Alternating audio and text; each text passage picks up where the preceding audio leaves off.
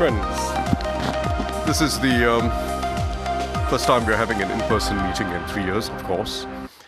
Thank you very much to all our distinguished guests for attending.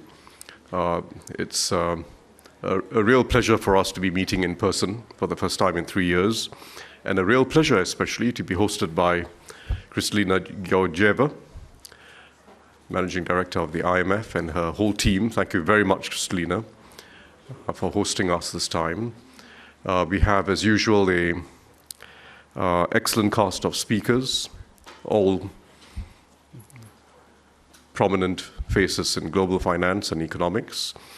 I don't intend to speak very much at all, or in this introduction, but suffice to say that this time it is more complex. It is more complex in every dimension.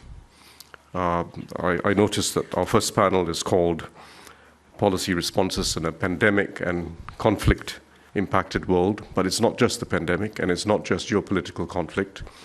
It is multiple crises affecting rich and poor within societies, affecting the drivers and the innocent bystanders, affecting low-income countries and the wealthiest. And it's not just about a crisis today. It's not just about multiple crises today. It's about an era that we have entered, an era of enduring uncertainty and fragility. And we have to find bases for optimism in this era, real bases for optimism, not just rhetorical, but bases for investment, for growth, for collaboration, and above everything else, bases for tackling the overriding challenge of the global commons.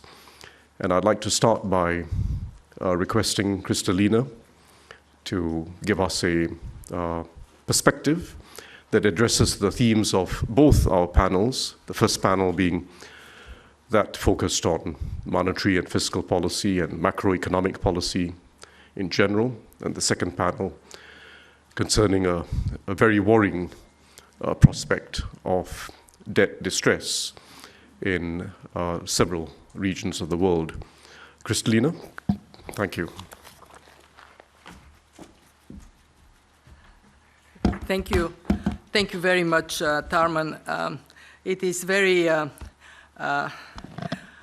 telling that the tougher the environment becomes, the easier it is for people to remember my last name and pronounce it correctly.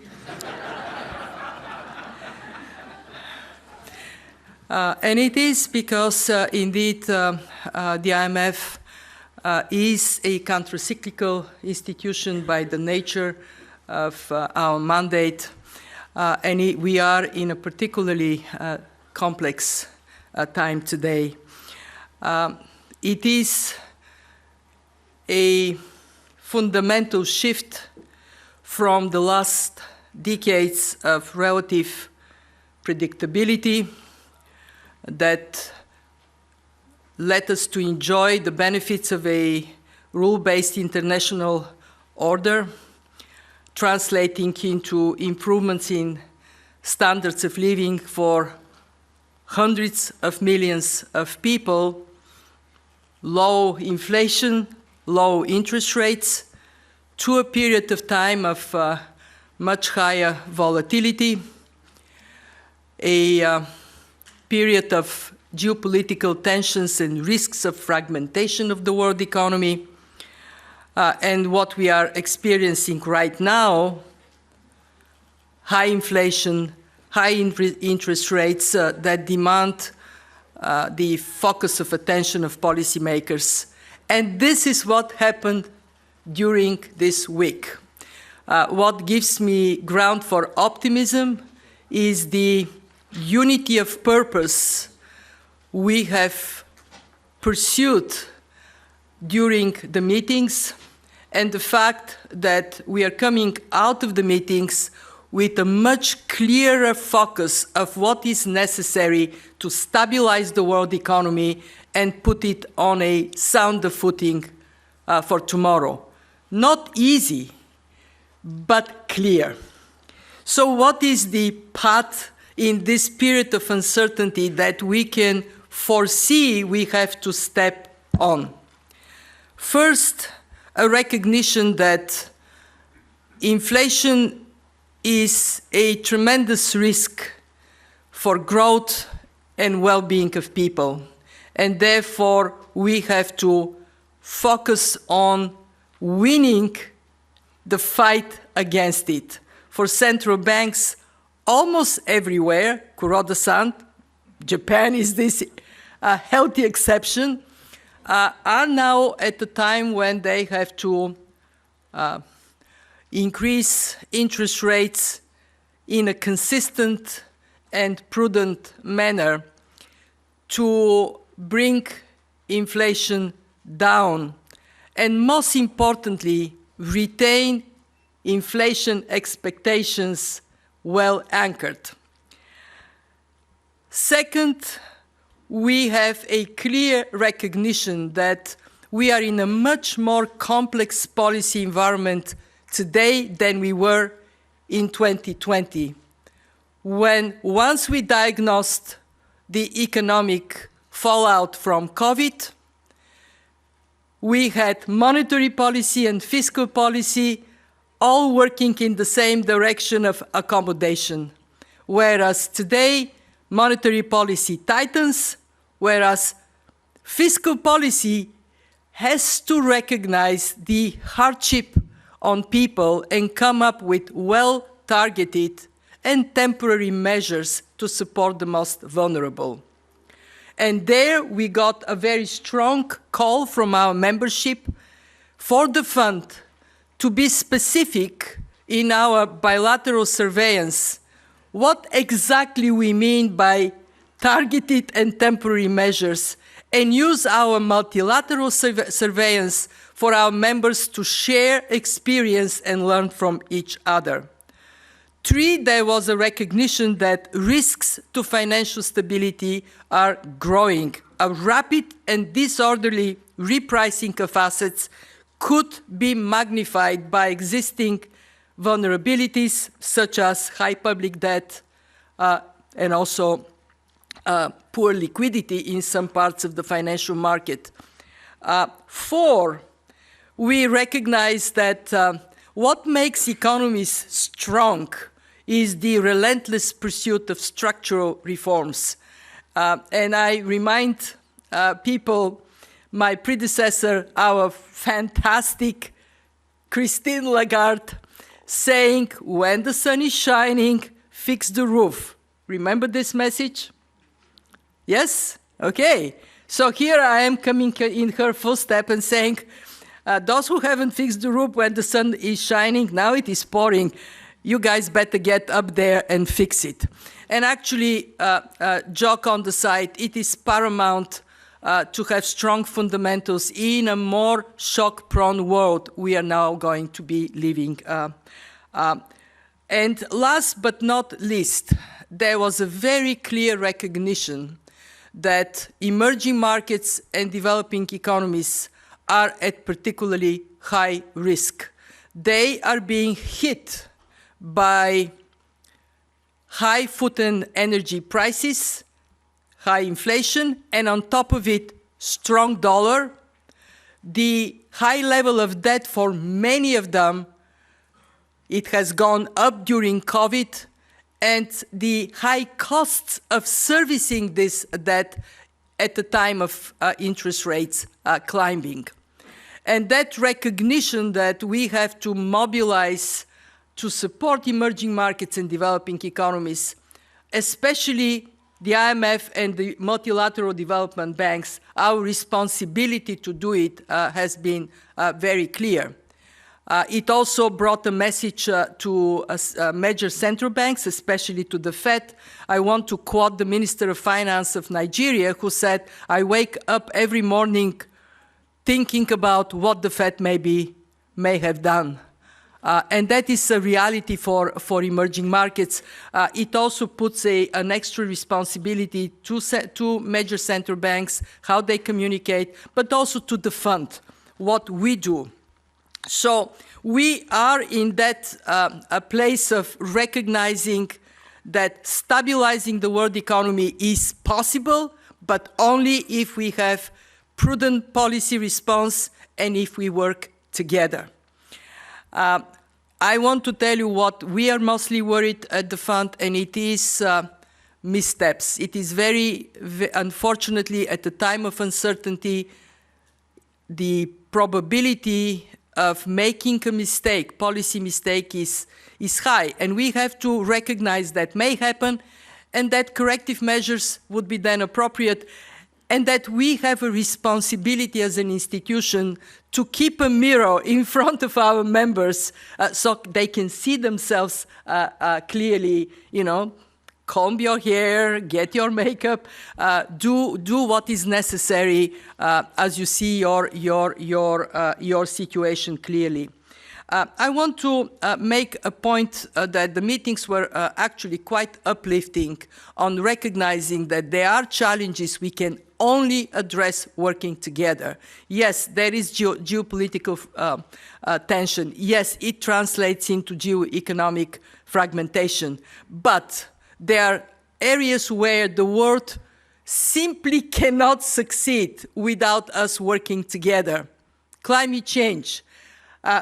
Quite encouraging this week to see that we are pulling, and the fund, of course, is taking our responsibility. We are today a systemically significant institution in the fight of climate change, and I want to recognize our membership for giving us this mandate to be so, from policies to financing with our new Resilience and Sustainability Trust. I saw that Finance Minister Nazijemena, I apologize, Jamena, okay. Now I proved that I am very easy to accept people not pronouncing my name correctly because, they roll in my mouth with difficulty. But he's a great minister from Rwanda. He's on one of the panels. Rwanda is one of the first 3 countries to benefit from the Resilience and Sustainability Trust. We also know that we cannot get anywhere on that unless we work together. We have made some progress with the common framework. We now have Zambia and Chad. The issue for us is how to cement a rule for the common framework that gives predictability to countries so they come to it, and also that brings both public and private sector lenders together with the debtors for early resolution given where we are with high level of debt distress. We also saw the issue of digitalization and cross-border payments in this new era coming up as a unifier where we can work together with BIS, with FSB, the IMF stepping up. And last but not least, what I got from the meetings is this sense that people are looking at the IMF and saying, okay, now you guys are on the front line. Demonstrate that you are clear about your role as a firefighter. We are clear about this role. First, we take responsibility for our analysis to be precise and honest at the global level and for countries, to speak truth to power. Second, we recognize our responsibility to be a financier when the situation is tough. We still have $700 billion capacity. I can tell you that countries are coming in much larger numbers to the fund, and rightly so. They're doing the right thing. We have funded 16 countries with about $90 billion since February 24th, since the war started. And we have about 28 requests. I'm actually today going to be meeting with delegations of Egypt and Tunisia, countries where I'm confident you would see us backing them up in this difficult time. We also think of how we can expand our lending capacity through on-lending of SDRs. You know the numbers. The world said 100 billion is fair to transfer through the fund on concessional basis. We are at 80 billion. And I actually would say this: France went from 20% to 30% of SDRs. Why not others? I heard Japan saying we are thinking about maybe doing more. In a tough time, SDRs we have distributed to our members last year with the $650 billion allocation. For those who have strong reserve position, these SDRs are like a sleeping beauty. And I think it is time for the prince to provide the necessary kiss. And I think tough economic conditions, this is our prince. We are also here to bring everybody together. I just came from a meeting of the presidents of multilateral development banks. We have to prove that the multilateral system is one where the whole is bigger than the sum of individual parts. I finished my speaking to the IMFC yesterday. We were running out of time. I wanted to be very short. So here is my summing up. Buckle up and keep going. Thank you.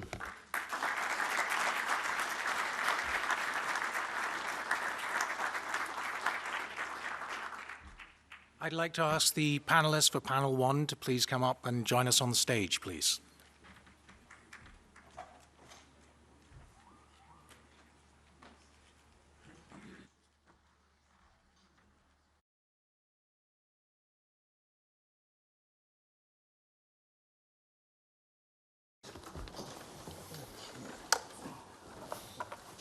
Want to take my seat, huh? No, I couldn't stand in your shoes, Jacob. Don't worry. Thank you very much. Is the mic working? It's fine? Okay. Thank you very much, Kristalina, for those candid observations and for your leadership and the IMF's leadership in finding a way for the ship to reach harbor. I'm not going to introduce our speakers individually. We know them all, starting with Andrew Bailey, the central banker of the moment, if I might say. Kuroda-san, Jacob Frankel, who co-chairs the International Banking Seminar for me in his capacity as the person who leads the board of trustees of the Group of 30. Klaas Knot, not only the governor of the Dutch Central Bank, but also FSB chair, and Niall Ferguson, decidedly not a central banker, or not yet a central banker, who will provide a, shall I say, now for something really different. So we're going to start with Kuroda-san, please. Oh, I speak here or?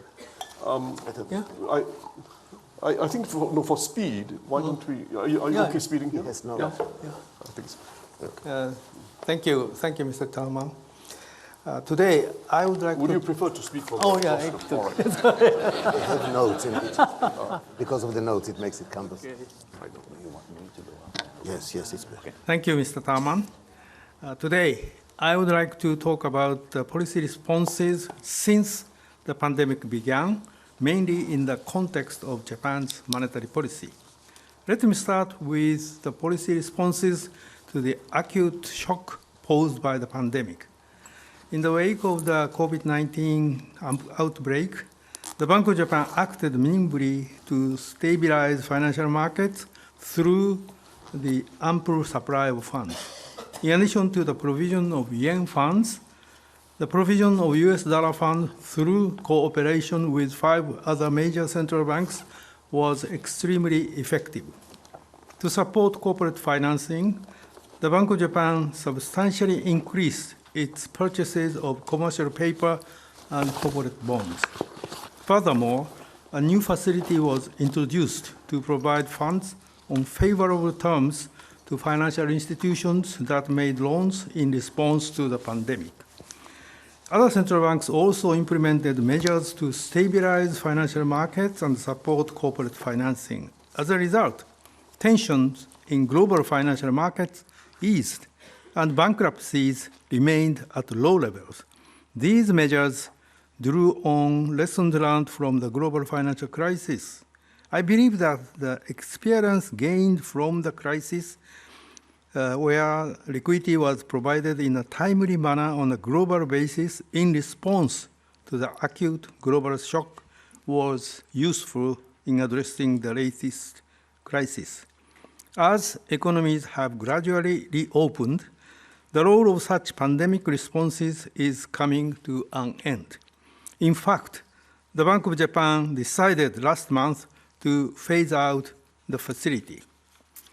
Looking back, central banks' responses to the pandemic were oriented in the same direction: one, to support corporate financing; two, to conduct monetary easing to support the economy. However, people's responses to the reopening of the economy have had unexpected effects on both demand and supply. For example, vigilance against COVID-19 has had a non-negligible impact on consumption behavior and labor supply. Furthermore, the war in Ukraine has had a significant impact on the supply side. Against this backdrop, many central banks have changed the direction of their monetary policy.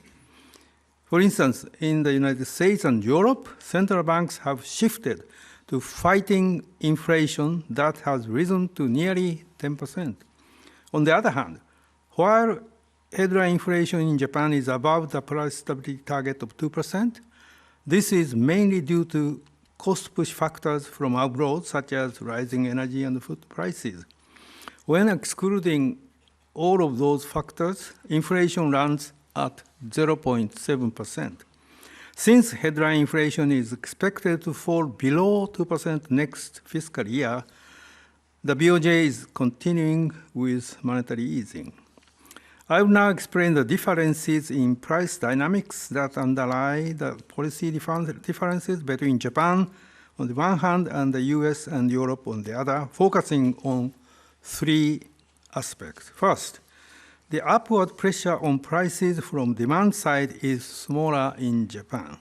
While GDP in the US and Europe is clearly above the pre-pandemic level, Japan's GDP has not yet recovered to such a level. This is because, as seen in the fact that most people still wear masks in Japan, vigilance against COVID-19 is deep-seated, especially among seniors, and recovery in private consumption has been moderate.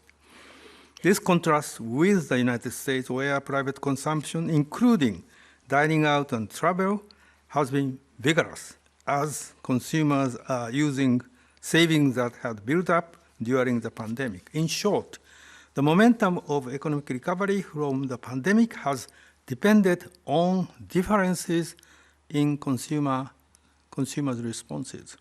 Second, there are differences in the labor market adjustment process in the wake of the pandemic. In Japan, firms hoarded labor during the pandemic, supported by government subsidies. As a result, job losses were limited. In addition, in contrast to consumption, the impact of the pandemic on labor supply in Japan was smaller than in the United States, and the labor force participation rate already exceeded the pre-pandemic level. On the other hand, in the United States, changes in behavior due to the pandemic have triggered the great retirement or great resignation, and as a result, the recovery in labor supply has been slow, and the labor force participation rate has not yet recovered to its pre-pandemic level. This has led to an unprecedentedly rapid tightening of the labor market in the US. The third is wage price dynamics. The sharp rise in a wide range of commodity prices due to war in Ukraine has prolonged the high inflation. In the United States and Europe, fears of a de-anchoring of inflation expectations or of a wage price spiral have surfaced. Such dynamics were observed during the Great Inflation. That said, a virtuous cycle between wages and prices is essential for price stability. The problem facing Japan is that this cycle broke down with the collapse of the bubble economy in the 1990s, a major shock that led to prolonged deflation from 1998 through 2012. Firms have focused on securing demand for holding down selling prices and have absorbed cost increases by improving productivity.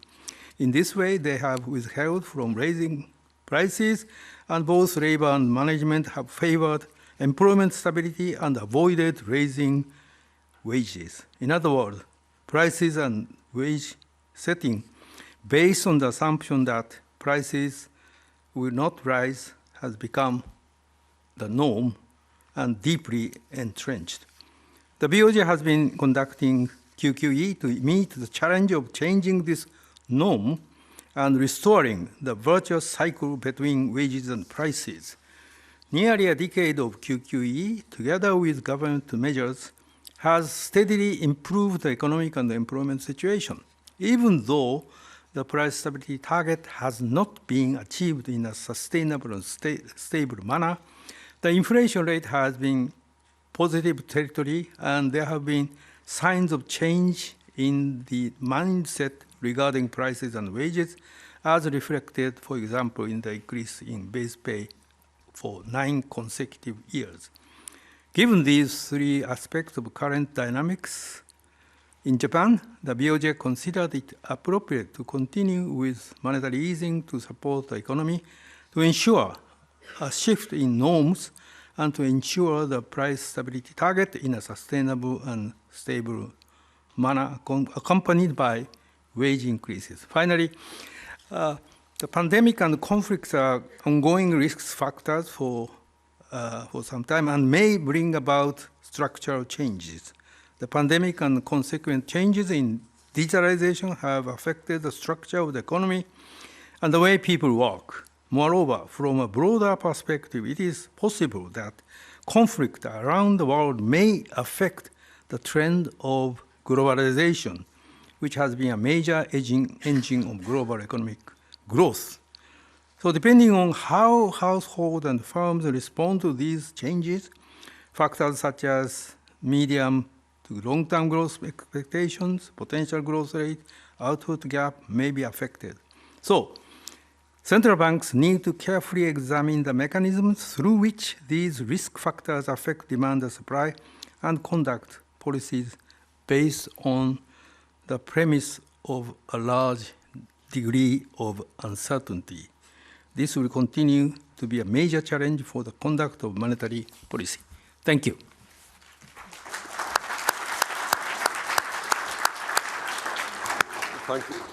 Thank you very much, Kuroda-san. We now move to Klaas. And Klaas, if you could touch not just on the European situation, but make some observations on the spillovers that we are seeing for the developing world. Okay, yes, Tarman, I would be happy to do so. But I also had a couple of slides. And I think you press the green button. Yeah.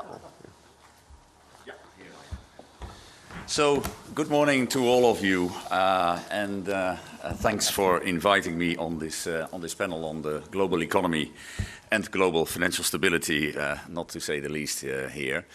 And my starting point is actually very much the same as also the starting point of Kuroda-san, and that is that high inflation has been set off by a mixture of global shocks. The pandemic first created supply chain restrictions pushing up inflation, which was then subsequently reinforced by strong pent-up demand. And for the euro area, this strong demand effect in the first half of this year was clearly an upward surprise to us. A pleasant one, but that's where it more or less ended. And a similar pattern can actually be observed if you look at the consequences of the energy crisis as a result of Russia's unjustifiable war in Ukraine. The disrupted energy supply, it's a classic negative supply shock leading to elevated energy crisis. But then the governments came in, they've responded with extensive fiscal measures, which then tend to support demand. Now, it's been a recurrent theme of these meetings here over the last few days that if the scope of these support measures becomes too broad, too permanent, and insufficiently funded, if I can put it like that, then clearly this will constitute another upside risk to inflation. But what is important, I think, to realize is that the impact of the shock differs per region. In the euro area, pent-up demand has clearly been less dominant than in the United States, simply because the fiscal response to the pandemic has been more moderate in the euro area. But on the other hand, the euro area is more affected by natural gas supply disruptions, unlike the US, who is a main energy producer itself. And these differences clearly show up in the drivers of inflation. And this is a simple structural VAR model that shows that the picture in the euro area is clearly more balanced when it comes to supply and demand effect. If you were to do this picture for the United States, you would probably see a lot more green and somewhat less blue. Due to this configuration of shocks, inflation has turned out higher and also more persistent than previously was projected. According to our baseline projection within the ECB, inflation in the euro area remains far too high and is likely to stay above our 2% target for an extended period of time. Model projections are, of course, the cornerstone of our decision-making, but they are only one input. And especially in these times of successive shocks that are not, and by definition cannot be, fully captured by the models that underlie these projections. So the unprecedented economic conditions imply a very high degree of uncertainty for inflation dynamics, where we then also have to focus on what happens with underlying inflation trends. And there in the euro area, we have clearly seen a broadening of inflationary forces since mid-2021, with clear and strong price dynamics in a wide range of goods and services, taking inflation to 10% headline in September. And this broadening is clearly also reflected in core inflation. Core inflation was always around 1% for almost 10 years, up until mid-2021. But now, over the last year, it rapidly shot up to 4.8% in September. And I'm afraid we haven't seen the peak of that yet. Other indicators for underlying inflation, measures that reflect common drivers of inflation, confirm this evolution of inflation as well. In this environment, of course, we should be vigilant for a wage price spiral, and it's good to keep in mind that in many euro area countries, actually, a lot of wage negotiations take place in the fall. There are signs of stronger, substantially higher wage demands, and some of which have already also been met. And while incidental inflation compensation is perhaps is very sensitive to support purchasing power, especially where wage growth has lagged productivity growth, inflation will, of course, become more entrenched if high wage increases become a repeat prescription. So to prevent such vicious dynamics, central banks will have no choice but to act according to their mandate to keep inflation expectations anchored. And similarly, targeted fiscal support to shield those that are the most vulnerable to the high inflation is absolutely welcome. But broader fiscal stimulus, as I already hinted at, will push up demand and will simply counteract the course of monetary policy. And if that were to happen, in that case too, central banks will simply have no choice but to act according to their mandate to keep inflation expectations anchored. When inflation is projected to stay above target and economic growth is constrained by inelastic supply, it's clear that monetary policy cannot maintain its expansionary posture that has been in place for over a decade now. And given this inflation outlook, we first have to take interest rates back to levels that bring the economy back in equilibrium, to keep also the expectations aligned with our 2% target. In December 2021, the ECB started normalizing its monetary policy by announcing the end of net asset purchases, and several months later, the net asset purchases were also concluded, the PEP in March and the APP in July. Policy rates have been raised in 2 large steps now, and we expect to increase them further over the coming months. Financial markets have obviously anticipated this, as is reflected also in the strong rise of bond yields since early 2022. Now, as a first step, we will increase policy rates to a level that will provide us with sufficient comfort that we have entered the range of plausible estimates for neutral. While the precise level of the neutral interest rate is, of course, shrouded by uncertainty, it is clear that at current levels we're not there yet. In any case, I am fully convinced that we need to do more than just removing accommodation to fulfill our price stability mandate. Indeed, the uncertain macroeconomic environment with clear and present upside risks to inflation calls for a risk management approach that would err on the side of resolve.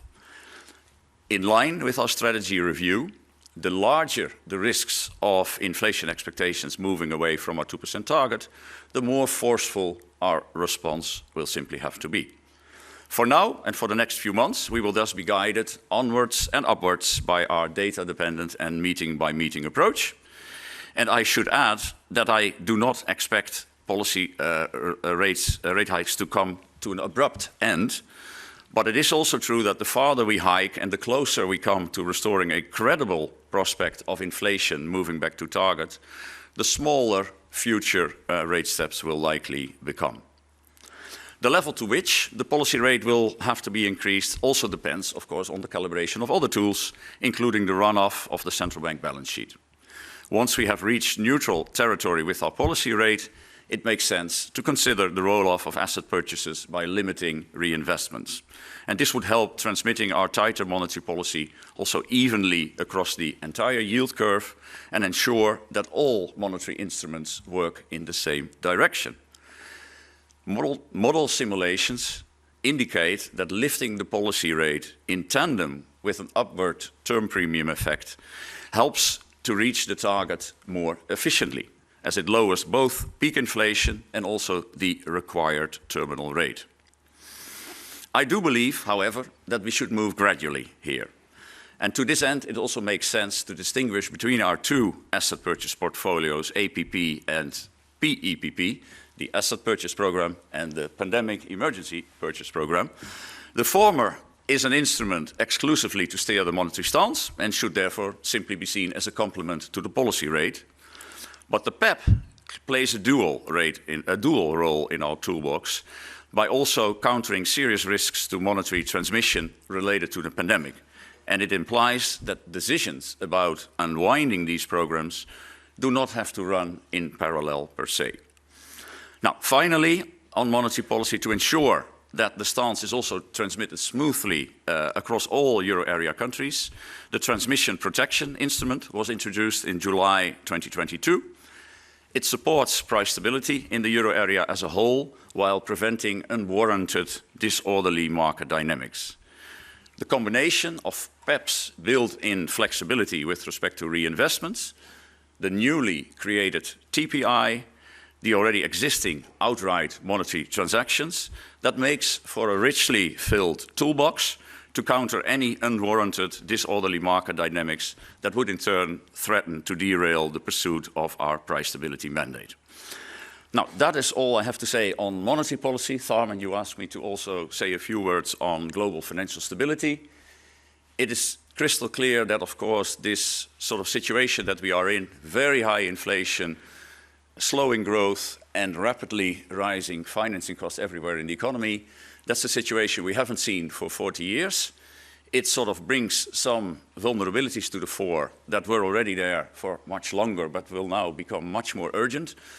High debt levels, the next panel is on that, so I won't elaborate too much on it, but it's clear in some countries it's about household debt, in other ones it's about corporate debt, the sovereign debt issue, but that is the next panel. Another area that worries me a lot, I must say, is the non-bank financial intermediary space. If you look at the most of the financial instability events of the last 2 years or so, be it the dash for cash, be it the issues surrounding commodity trading, be it the issues surrounding pension funds in the UK, it all has to do with sort of pockets of hidden leverage that pop up in the system because the system is under strain. And that's logical, that system is under strain, because in the financial system, there are a lot of business models, risk management strategies that were built on the low for long, and probably on an expectation that low would be very long, and longer than has proven to be the case. But it's very clear that there are strains in this area and that we need to beef up the work also within the Financial Stability Board to make these pockets of hidden leverage have a more systematic sort of stock take of where they could pop up and what to do about it. And then finally, with an eye to the emerging markets, of course, a third vulnerability is the foreign currency debt issue. It's a persistent vulnerability. It has been around for long. But also that is, of course, now on the increase with any rise in interest rates in the advanced world. So I'll leave it with that, Tarman, and then, of course, I'm ready for questions later. Right. Yeah. Thank you, Klaus. Thank you very much, Klaus. And now we move to Andrew.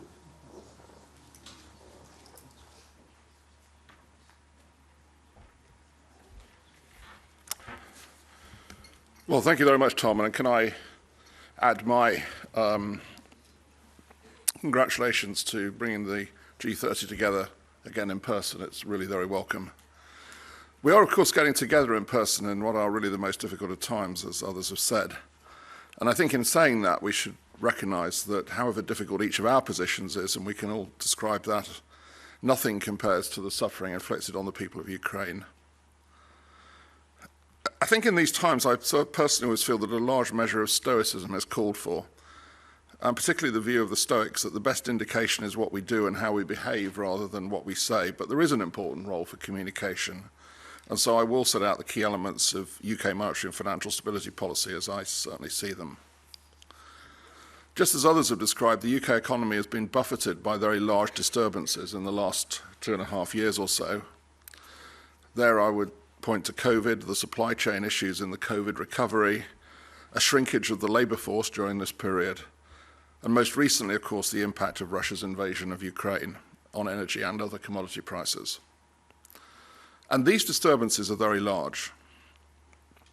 In the UK, the rise in energy prices means that household spending on energy as a share of income could plausibly be a full 2 percentage points higher this winter than in 2019. And this is bigger than any annual increase we saw in the energy crises in the 1970s. The disturbances that have come since COVID hit have been supply-side effects in the UK.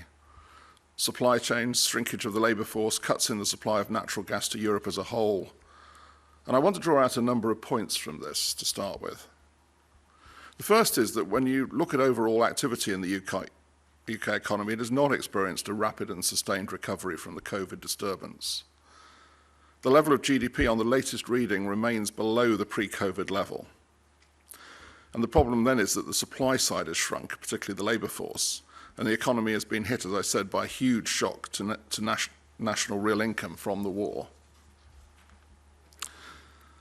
Now, second, it is said that central banks, and I obviously include the Bank of England in this, were incorrect a year or so ago to emphasise the transient nature of these shocks and thus how monetary policy should respond. My response to that is sort of no and yes, really. No in the sense that the monetary policy prescription for how to respond to a single transient supply shock was the correct one. But yes, because what we didn't see was a sequence of such shocks to come without gaps, which invalidated the basis of the transient argument. Because the combined duration of these shocks has kept inflation elevated for an uncomfortably long period of time, given the potential implications for medium-term inflation expectations.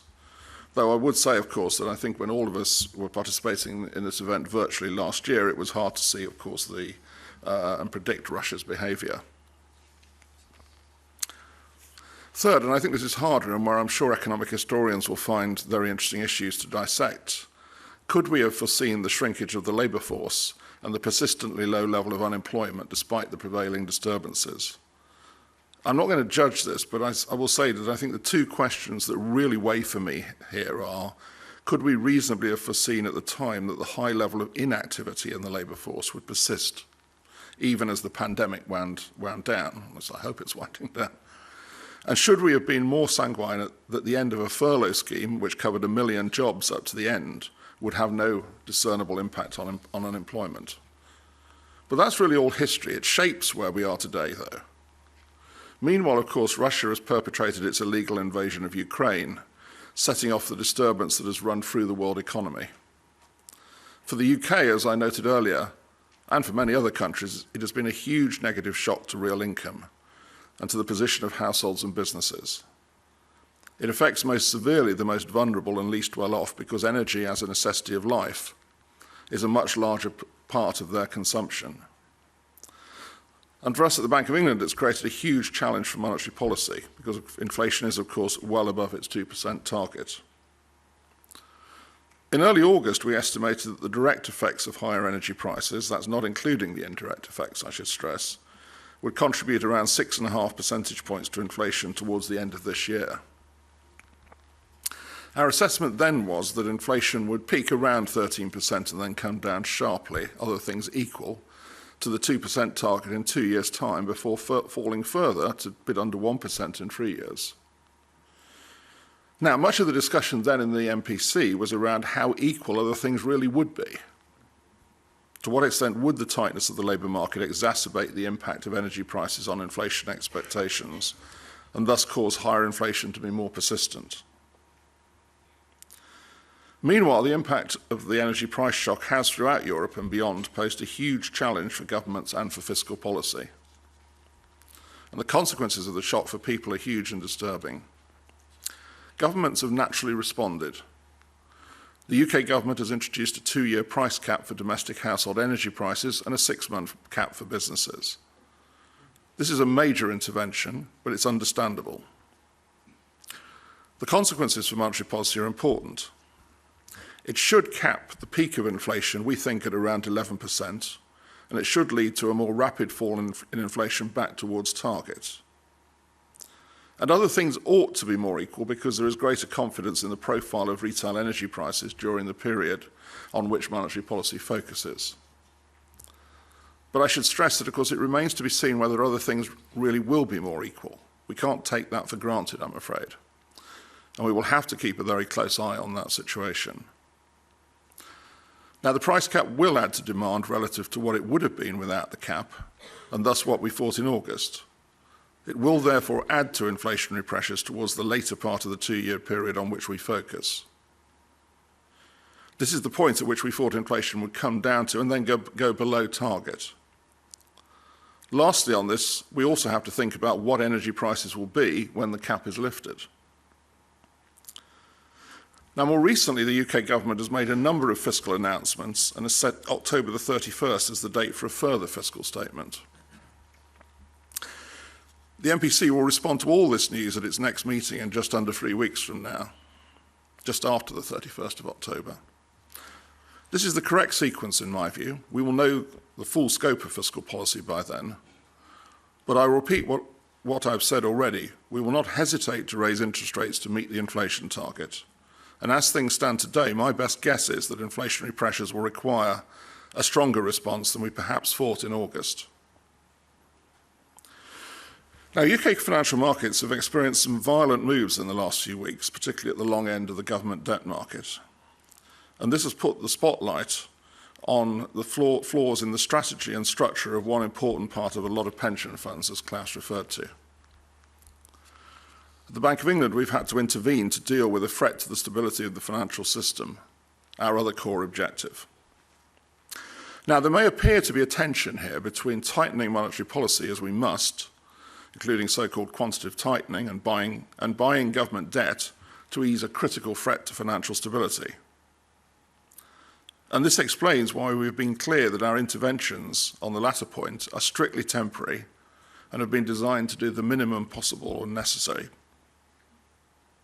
So I want to end my remarks by drawing on this experience to make the distinction between monetary policy and financial stability interventions. Let me start by saying that as a central bank, we have to be able to do both at any time.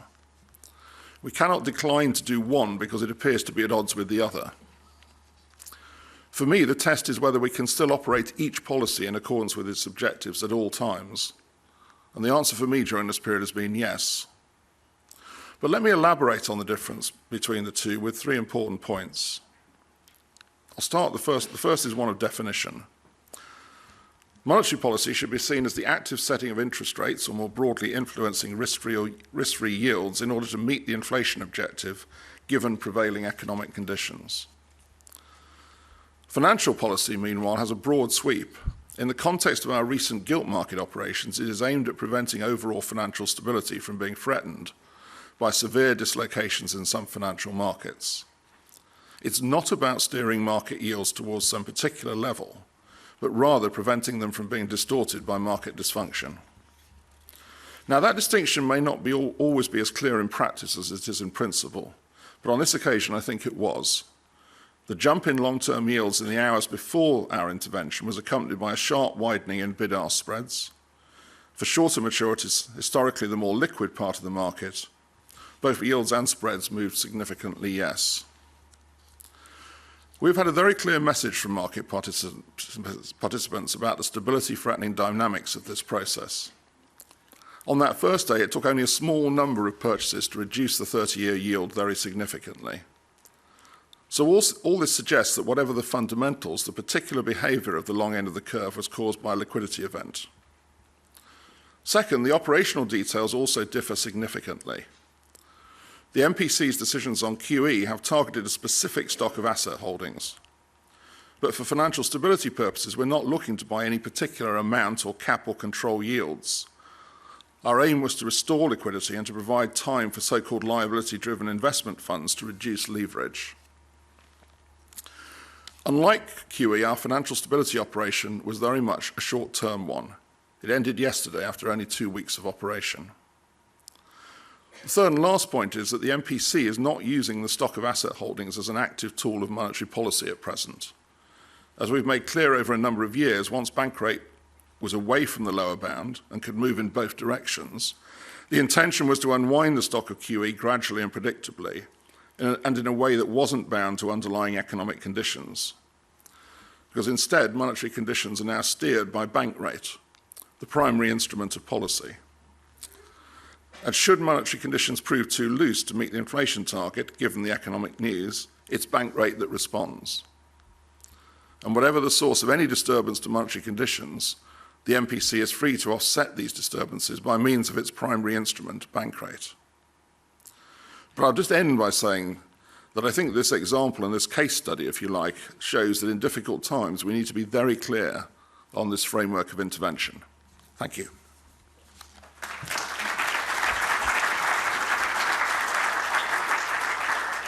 Thank you, Andrew. That was very clear. Thank you.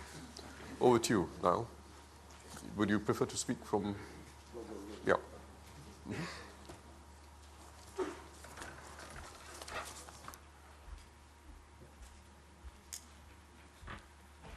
Well, Tarman, you promised something completely different. May I remind you that Monty Python, which made those words famous, aired between 1969 and 1974, significant dates. I must say I wish Paul Volcker were here. I suspect I'm not the only person in this room who misses him now more than ever. I really hope he would have approved of what I'm going to say.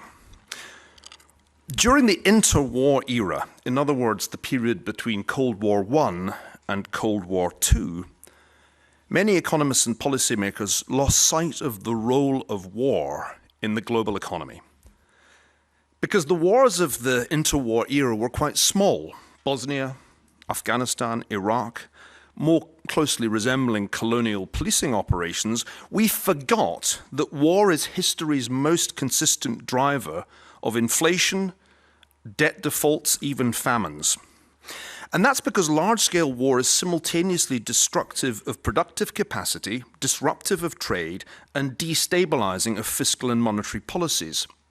If you plot global battle deaths from interstate conflict against inflation, I'd have produced a slide to show this if I'd known slides were allowed, you'll see that behind the so-called Great Moderation, there was a period of declining global conflict that lasted from the mid-70s actually until the outbreak of the war in Ukraine. The coming of peace, like monetary policy, acted with a lag. The events of this year have reminded us what's at stake in cases of great power conflict. The war in Ukraine qualifies as such a conflict because Russia is still clearly a great enough power that it would by now likely have achieved its annexationist aims had it not been for large-scale financial and military, not to mention technological assistance to Ukraine from the United States, the European Union, the United Kingdom, and other associated states. This is a big war, measured by both casualties and costs. Now, the economic importance of wars, and especially world wars, was highlighted some years ago by a Barrow and Ursua paper from 2008 of the 70 consumption and output disasters they identified for OECD countries. Fully a third were war-related. In a new paper, which I've co-authored with Martin Corneliu, Paul Schmelzing and Moritz Schullerich, based on 4 centuries of data, we show that central bank balance sheets have very often expanded in response to geopolitical as well as financial crises. They didn't call it quantitative easing back then. Now, economists like to treat or tend to treat wars as exogenous shocks because they're kind of hard to model. But from the historian's standpoint, war isn't exogenous. It's the endogenous prime mover of the historical process, the father of all things, as Heraclitus famously said. So 2 general points are really important to notice. First, wars have played a very noticeable role in the history of inflation expectations. Thanks to the excellent historical work of the Bank of England, we can trace the history of UK inflation expectations all the way back to the late 17th century. The peaks in short-run expectation nearly all align with wars, and generally years when the war wasn't going well. 1709, War of Spanish Succession, 1757, the 7 Years' War, 1800, Napoleonic Wars, 1917, 1940. 1975 is the exception, but you could link that to the consequences of the 1973 Arab-Israeli War. The second point is that wars have often been responsible for discontinuities in the history of interest rates. As Paul Schmelzing has argued, work that the Bank of England first published, there's been a long-term supra-secular stagnation, meaning a downward trend in nominal and real long-term rates dating back to the period after the Black Death, which was, of course, almost certainly the biggest pandemic in history. The major breaks in that long downward trend were nearly all associated with wars, particularly big wars that destroyed capital stock and generated monetary financing of debt. Now, an unusual feature of the recent past is that in 2020, a pandemic had the fiscal and monetary consequences of a world war. This was unprecedented. No previous pandemic, including the much more devastating 1918-19 Spanish influenza, had comparable responses from finance ministries and central banks. Because most, not all, but most countries followed the United States in offsetting the supply shock caused by lockdowns and spontaneous behavioral changes with both large-scale deficit finance transfers and significant monetary expansion, the first pandemic year was associated with extraordinarily large deficits and monetary growth rates, actually comparable with those of world wars. It's hard to find any precedent for that in the history of past pandemics. Unfortunately, major policy errors were committed in the second plague year of 2021. The newly elected Biden administration embarked on an overambitious transformative fiscal stimulus, while the Federal Reserve retained its accommodative stance, even as the rapid rollout of highly efficacious vaccines permitted a return to normal social and economic behavior. Like those who thought the pandemic would last forever, those who argued that inflation would be transitory like at the end of World War II turned out to be wrong. Those who saw a better analogy with the Fed's great mistake, Alan Meltzer's phrase, of 1968, have actually been vindicated by the persistence of inflation. Most accounts of the great inflation of the 1970s tend to underestimate the role that war played. If I had more time, I'd go into that. It's not just about 1973, it's also about Vietnam and other conflicts of the 1970s. In 2022, a war played an analogous role to the War of 1973 in pouring kerosene on an inflationary fire that was already burning. Both food and energy prices were driven up by the outbreak of the war and the sanctions imposed on Russia by the US and others. It goes without saying, I think, that the return of great power conflict has made the life of policymakers difficult, just as it did in 1973. I recently heard it said, at a gathering rather like this one, that the 20s are unlikely to be as inflationary as the 1970s on the ground that labour is less organised and so the risk of a wage price spirals lower.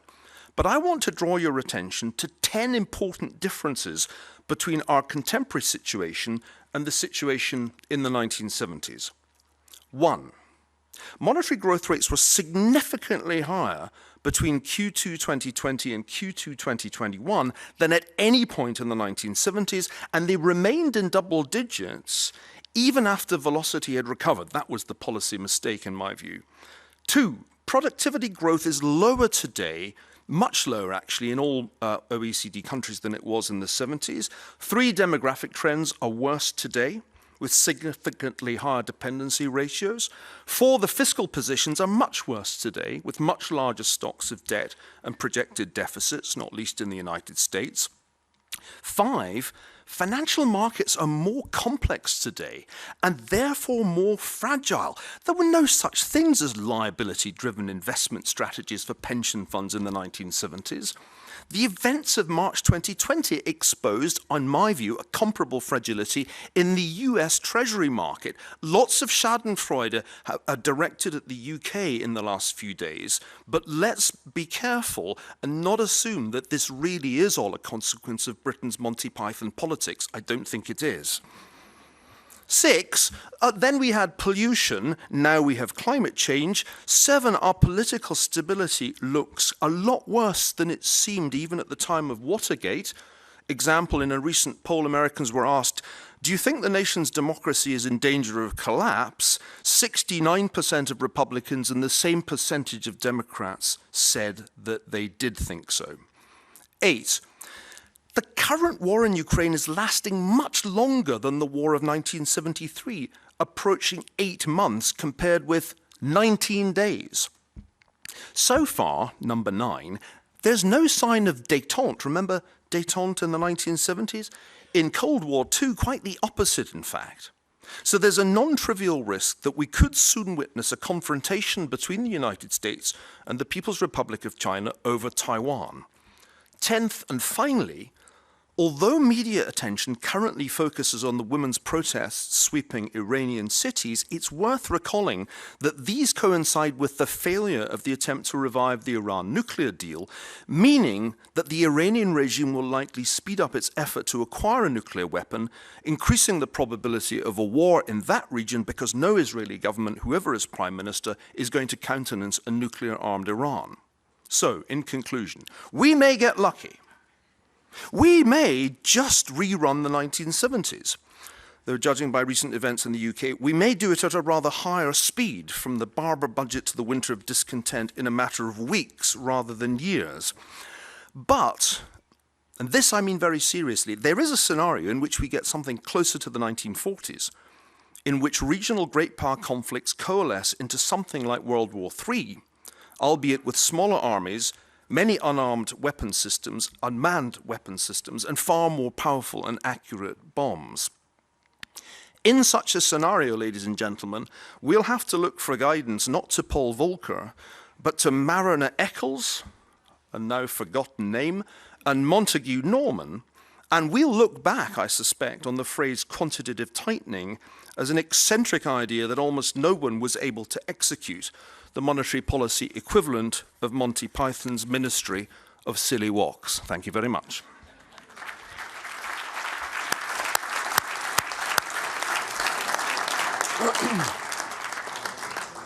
Well, thank you, Niall, for taking advantage of the fact that you're not a central banker to speak with a little less moderation.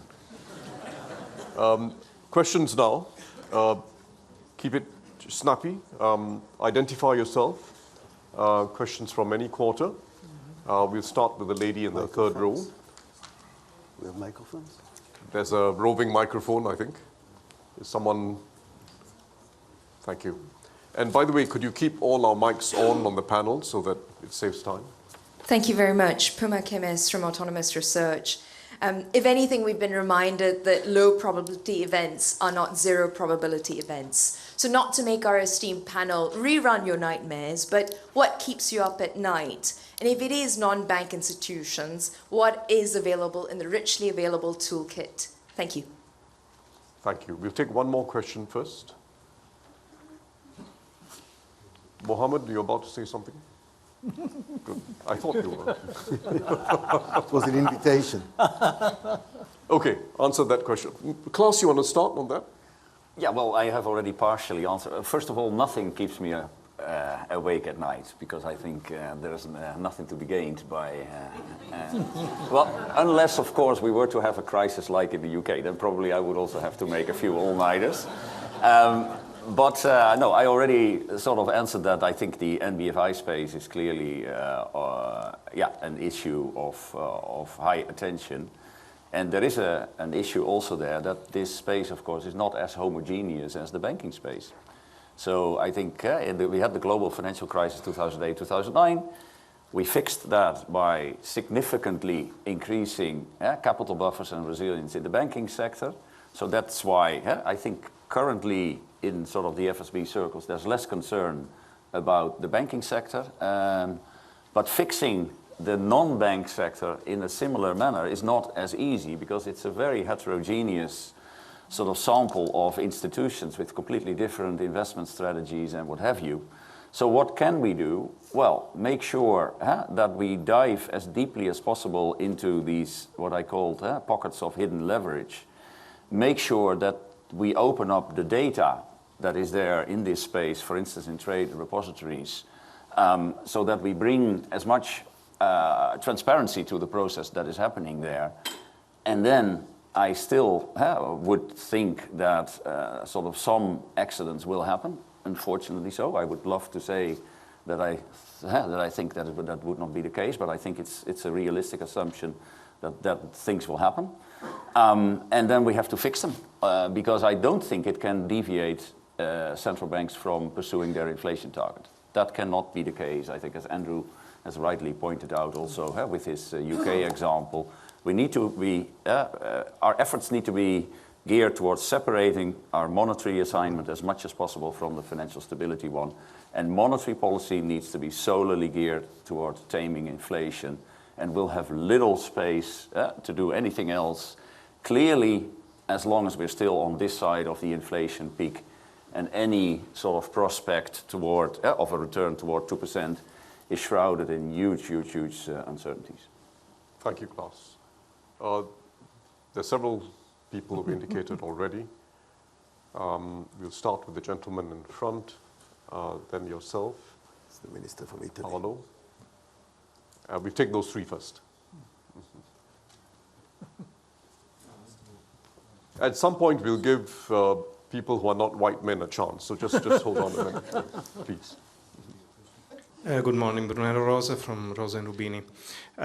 We talked about the potential conflict between monetary and fiscal policy, but I'd like to speak about potentially the inconsistencies within monetary policy. And until a few years ago, it was inconceivable to think about increasing interest rates and doing QE, especially because of the contradictory signals that would send to the market. Now, this seems to be potentially the new norm, in the sense that you use monetary policy in terms of interest rates to control for inflation and potentially asset purchases for either the transmission mechanism or financial stability purposes. Is this becoming a new paradigm potentially, or is just an exception? Thank you. Thank you. We'll take the next question.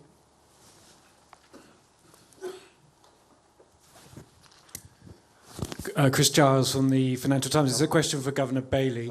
As you know, things are moving very fast back in London, and we have a new Chancellor and a new fiscal policy which has moved from being the largest tax cuts in 50 years to now being tax increases and public spending cuts. How do you see the change in fiscal policy overnight affecting both the monetary policy situation in the UK and the markets opening on Monday. Pardon? Former Minister.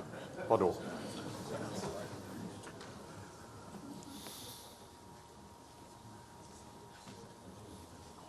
Thank you very much. Pardon, UniCredit.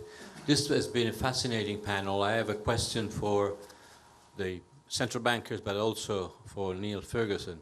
One element which comes out of after listening to the doom list that Mr. Ferguson just provided us is that monetary policy can be extremely efficient. You can do a great job, but it will not be enough. So my simple question is, how do we see going forward a policy response which counts on all the policy tools available? Maybe we need a new G20? Thank you. Very good. I think we will take those three questions first. Kuroda? Yeah, thank you. Maybe also I'd like to say something about the question one. As Klaus already explained us clearly, non-bank financial intermediaries is a big agenda for financial regulators as well as central bankers in the last 3-4 years. On the other hand, the most dangerous possibility of financial crisis is non-bank financial intermediaries collapse or something affecting the banking sector, which would have greater macroeconomic impact. Now, through various efforts, in particular Basel III, the current banking sector in developed countries are much safer and resilient. So that is, I think, is one good point which should be mentioned. Now, of course, the cross-border influence made by non-bank financial intermediaries in one country to another may be a possibility, and because the 2008 global financial crisis initially started in Lehman and others affected global financial system. So we have to be careful, but as I said, the strength of the banking sector is a positive point we have to think about.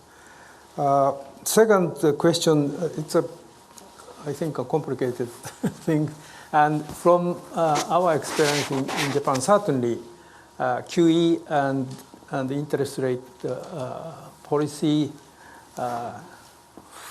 in some case, in the short run, could be used for two separate tools for two purposes. But apparently, in the long run, such kind of separation of QE from interest rate policy is not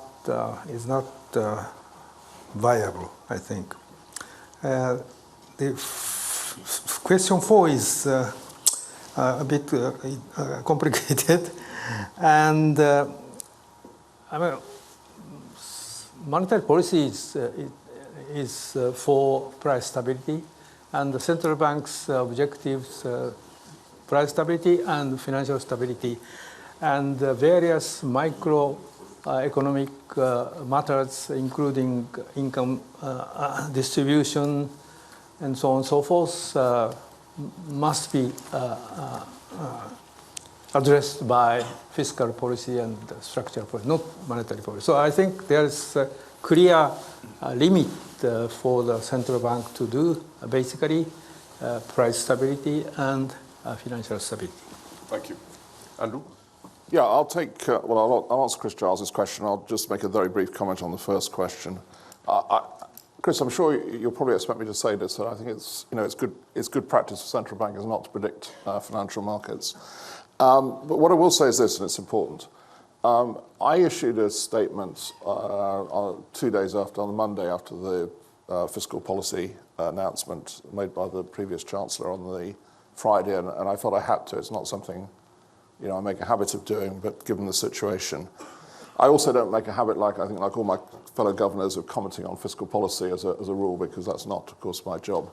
But I made 2 points on fiscal policy, which and they are deliberately 2 points which are of clear relevance, I think, to the central bank. One was to emphasize the importance of sustainability of fiscal policy.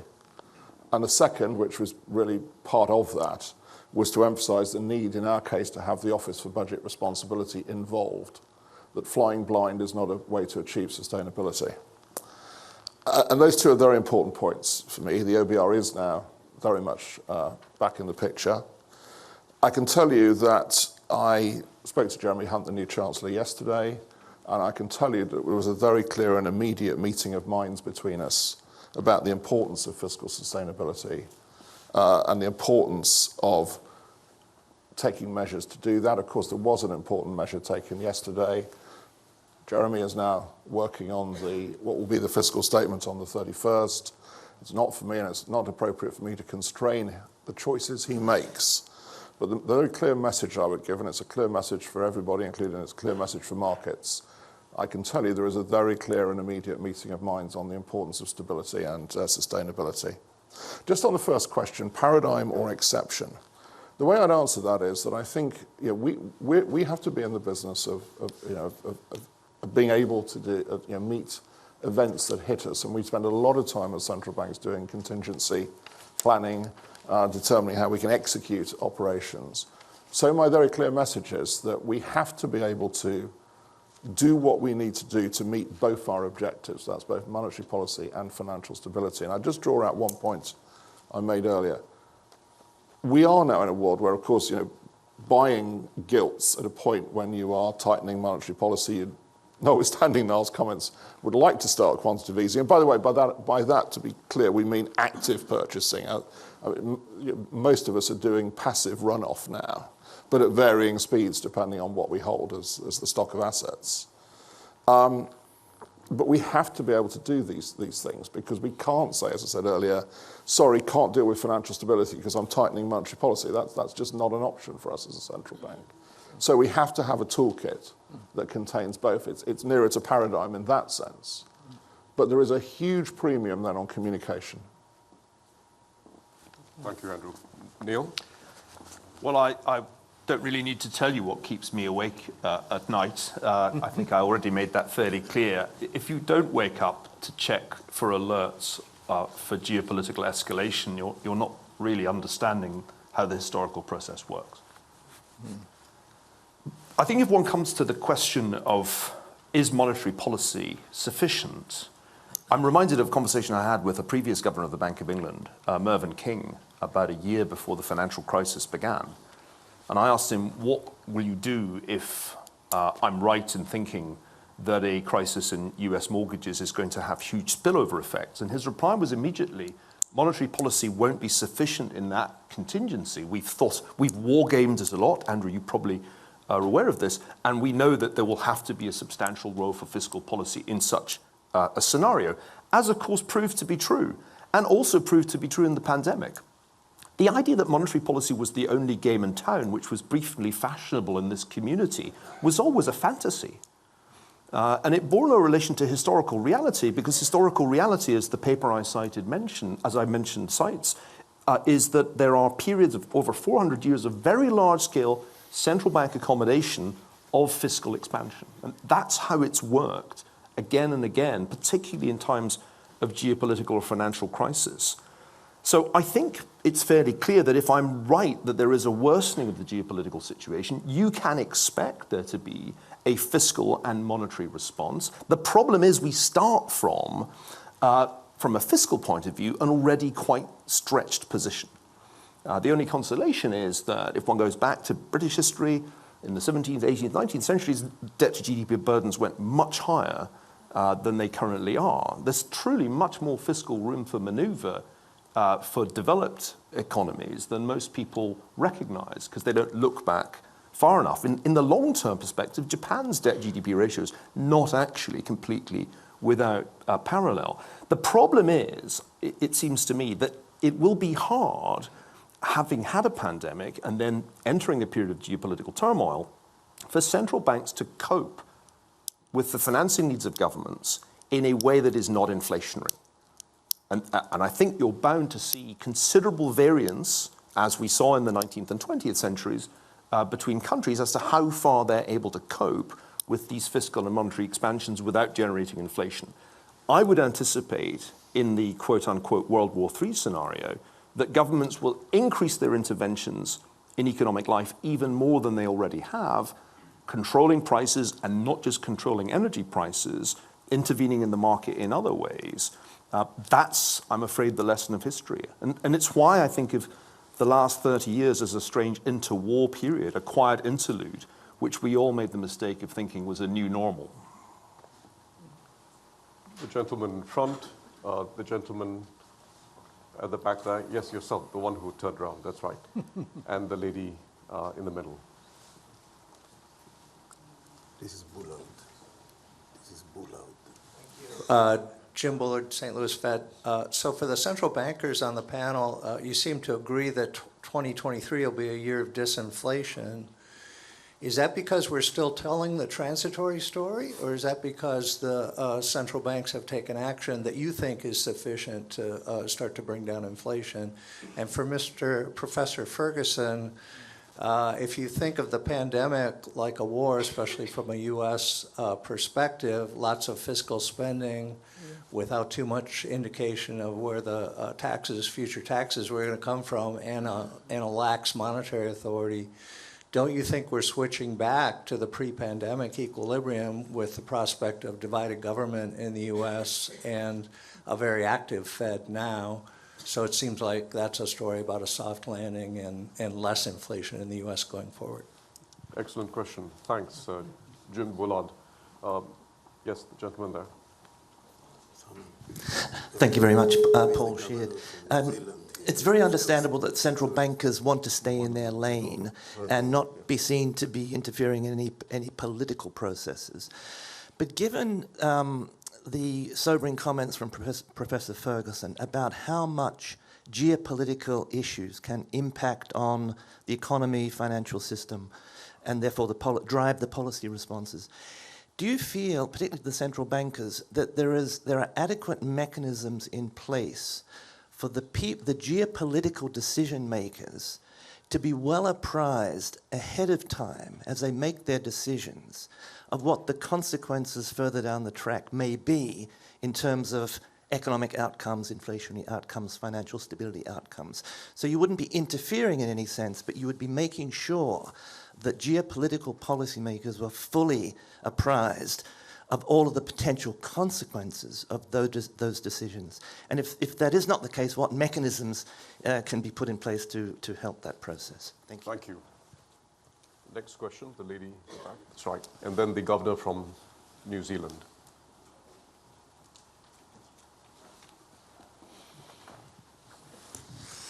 Hi, Danai Kirakapulu, Grantham Institute, London School of Economics. You've all rightly observed that looking at the past, these are the most constraining economic, monetary and financial conditions we have faced in a long time. But looking at the future, they may well be the most accommodative we're looking at a long time, given planetary boundaries and the climate change that is damaging our economy. These are fixed and exogenous. They do not adjust just because we have more limited policy space. Governor Bailey spoke in a different context about the difficulties when monetary or when price and financial stability hats sit on the same head. How does this translate in the risks of climate change and tightening and the higher risks of recession that are making investment so necessary for climate action more difficult? Thank you. We'll take a final question from the Governor of the Reserve Bank of New Zealand, Adrian Orr, and then Ngozi.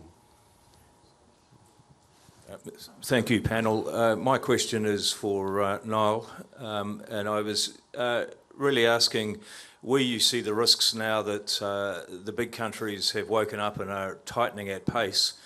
Do you think that the rest of the world will now have to do less tightening?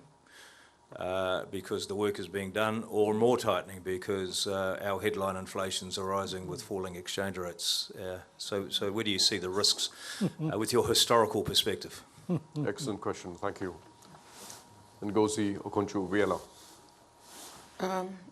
Really wonderful panel. I just wanted to say you've referred, I've heard the central bankers refer now and throughout the meetings to the worries about the tight labor market and the disappearing labor, which still needs to be understood. Could you just explore this a little bit and what your biggest fears are and what it means for monetary policy and the balance you're trying to achieve?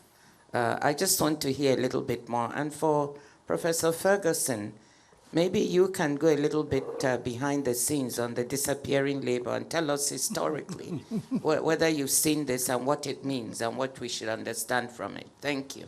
Thank you. And why are you afraid of some of the possible solutions to deal with this problem? Thank you. So we are tight on time, so if you can, I'm afraid I have to constrain each of you to 2 minutes in your replies. Andrew, you want to start? 2 minutes, right, very quickly, to Jim's question. I think the story in 23 is a bit of everything, actually. So there clearly is policy tightening coming through for all of us. I say this, although, I'm in danger of being told that I probably said this 6 months ago. Of course, on the energy front, for inflation not to come off, energy prices have got to go on rising. And, I sort of sincerely hope that doesn't happen. And then, of course, to go back to what I was saying earlier, of course, the other things equal point about second-round effects. And we are going to have to stay very focused on the risks and second-round effects. On the stay in lane, the second question, it's an interesting question. I'd sort of go back to where Kristalina started. I think there is a very important role, and I think, the IMF is a very important part of this, of pointing out the economics of this. But I would make the point, I've sat in many international meetings, as Klaus and Haruhiko do. We do not say, well, you can't pursue a response to Russia because inflation's a bit high. We all recognise the critical importance of what is going on in Ukraine, and we have to deal with the consequences of it. On climate change, I would say this. I think that we have to factor climate change into our everyday business, both as regulators and as monetary policymakers. So that is why we've put so much emphasis on, Francois has been a leader in this, in terms of the economic modelling. And I would just encourage, please support us and keep doing this because it's critically important. On the labour market, it's a great question. I'd really be interested in Niall's views on the history of this because I think it's where we could really benefit from that. What we're seeing, I'll talk in the UK, is an increase in inactivity. In other words, people who are choosing not to work. It's older people. And the labour force survey tells us that the biggest reason when they're asked is long-term health conditions. Now, I'll just finish by saying, we don't know. I've heard 3 possible explanations for this from public health and from health economists. Long COVID, people with pre-existing health conditions who were confident to be in the labour force when COVID wasn't there, but are not confident at the moment when COVID is there. And then thirdly, sadly, that our health, our public health and our health systems are not treating people as promptly now in a COVID world and with the consequences as they were in the past. And of course, that sadly means, people with other conditions are becoming more unwell and not able to work. I don't know the mix of those, but of course, they're all possible. Thank you. Klaus? Yeah, first on 2023 inflation, excellent question, I think, Jim. But if you go back for a moment to the first slide that I showed, in the euro area, a lot of inflation is the energy shock, the negative surprise. Well, if you look at energy prices, obviously they started to rise already in the second half of 21 when Mr. Putin started to play with us. But there is this huge spike in February, March, surrounding the invasion, which by the very nature of it will sort of peter out of the data in 2023.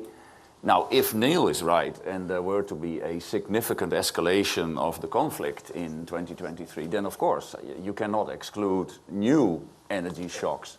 But they would then have to take energy prices to even dramatically higher levels than they currently are. If that is not the case, then I think, ceteris paribus, it is a reasonable assumption that inflation will come down in 2023. The big question is how much and how quickly and how strong will the traditional, let's say, Phillips curve effect be when our economy begins to slow down. And on that, I think there are sort of there is a range of views on how strong that effect will be. And indeed, also Andrew mentioned, we started changing our policy posture in the euro area in December 21. So if you take the normal 18 to 24 months, yes, in the second half of 23, I would also expect that some of that changing monetary policy posture begins to kick in the inflation developments in the euro area as well. On the point of the war, and I have little to add to what Andrew said, with one exception. The sanctions that sort of were constructed in the course of 2022, from my end, I have observed that there was communication beforehand also with financial authorities on what would be the consequences of these sanctions, how would they bite, how can we construct them in a manner that we don't shoot ourselves in the foot and create a financial instability event in our own sort of financial system, etc. So there, the communication has been there. But of course, if it comes to questions about pushing buttons and launching missiles, I don't expect that they will call the chair of the Financial Stability Board before taking such a decision. Last very brief point on the labor market. We did not in the euro area have so much decline in labor force participation than in other parts of the world, simply because a lot of the fiscal support during the pandemic was actually on-the-job support. It was support for the employers to keep the employees so that they would continue to receive their salary, unlike the US, where it was much more income support. So we didn't have this huge decline. It's less of an urgent. Our labor market is very, very tight, continues to be very tight. The old elderly with health issues that are reluctant to come back, yes, that issue is clearly also there in the euro area, but overall it's to a lesser extent than elsewhere. Thank you. Just inflation in 2023, as well as labor market conditions. I totally agree with Klaus. Just one comment on climate change. I think this is a long-term challenge, and we have to address this problem, the most serious and important issue in this century. So, by the way, Bank of Japan recently introduced a special facility to provide funding to financial institutions which finance climate change mitigation projects. And this facility will continue at least in the next 10 years. Thank you. No. 4 very brief responses. I know we're out of time. To Jim Bullard, I guess I struggle to believe in the story of returning to pretty close to 2% PCE by 2024 because it needs nothing else to happen. And that's only in economics that nothing else happens. You'd need the war to stop, for one thing. The war is not going to stop. There's absolutely no obvious way in which this war ends. And as I said, there is a significant risk of escalation in other regions.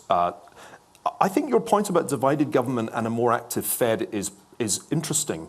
I don't know that it leads me to expect a soft landing, though. And the reason is that I remember Alan Meltzer's account of the Fed's conduct of monetary policy in the 70s. Nothing that this Fed has done so far differs from what Arthur Burns's Fed did.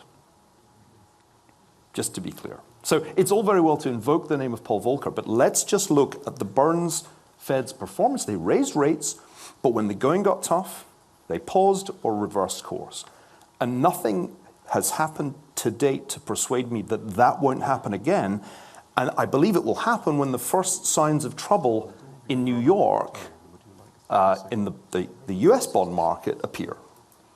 And we'll look back and say, what happened in London was actually just a warning of what was going to happen in New York. You will not get to a non-accelerating inflation rate of unemployment of whatever it is, I don't know, Larry says 6%, before financial stability issues force you to change course. The UK now. Second point, climate change is inflationary, and so are most of the things that we're doing to mitigate climate change. Let that sink in. To Adrian Orr, the risks to the rest of the world are that the Fed will continue pursuing this supposedly Volcker-esque policy. The dollar will strengthen as it did during Paul Volcker's time in the early 80s, and that will put intense pressure on the rest of the world, especially the rest of the world that's indebted in dollars. This is a point that Gita Gopinath has made rightly and others have made. Finally, the good news is that I think the Fed will blink. And at that point, all these trends will reverse themselves, rather as happened in the mid-80s. And finally, I think that the question that you raised about the labor market is a super interesting one, because it's very hard to find in the past societies with such elderly populations and low fertility as we currently see in most of the world, except Africa. 95% of the projected increase in population in the world between now and the end of the century is going to be in sub-Saharan Africa. And so the huge question that comes to my mind is not just about public health, though I think Andrew Bailey is right to emphasize that. I think we have an even bigger problem with this in the United States than in Europe. But there's a huge question about immigration, which goes, I think, largely unaddressed here. Legal immigration into the United States has effectively stopped. Illegal immigration is going gangbusters, but the legal variant has basically stopped. And this looks like a huge policy-owned goal. It's also inflationary. I mean, you can't really expect the US labor market to be responsive to the needs of business if you don't have any significant legal immigration. So I think the huge unanswered question, and it's posed not just by the issues I talked about, it's also posed by climate change, is there going to be large-scale emigration from Africa in the coming decades of this century? And if so, to where? Will it be managed or will it be chaotic? Those are huge questions. They're beyond the scope of monetary policy, as most of the things I've talked about are, but that's the reality of the historical process, that central banks have to contend with many more challenges than the relatively narrowly defined ones of price stability and financial stability. Thank you. And it does really bring us back to Pierre Carlo Paduan's question on long-term fiscal policy. It's a fundamental challenge we now face. Jacob, would you like to have a quick word? Well, just very few words. First, there was a question, what keeps us up at night? I think those of you who listened to the discussion got a lot of reasons to keep us up at night. There was a lot of discussion about monetary policy, as if this is the key. Most of the crises today do not emanate from monetary policy. Except for inflation, most will not be solved by monetary policy. So there comes the question, therefore, that former Minister Paduan mentioned. So what do we do? What other tools do we need to have? I don't think that it is another forum or another discussion among people. I think the real issue is what we did not discuss. In order to have flexible economy, you need to have structural policies. There is no appetite to do it at all. We have here Ngozi, the head of the WTO, who just reported, not today, that trade in the world is going to grow at the slowest pace since the previous deep crisis, and trade growth is associated with global growth. So we are in deep trouble. It's not to be solved by a meeting of Minister of Finance and ministers and governors. Kuroda-san and myself are old enough to remember when we met first in the Plaza in Louvre. This was a different world where you thought that you can do everything by either central bank governors or ministries of finance. Without the trade ministers and the other ministers who deal with structural issues, it will not come up. So the issue is not let's find a place to meet, but let's discuss what to discuss. Please.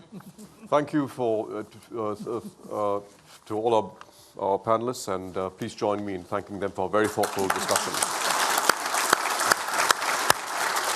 And we move straight on into our second panel.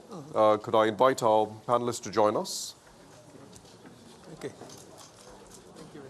Thank you. Thank you.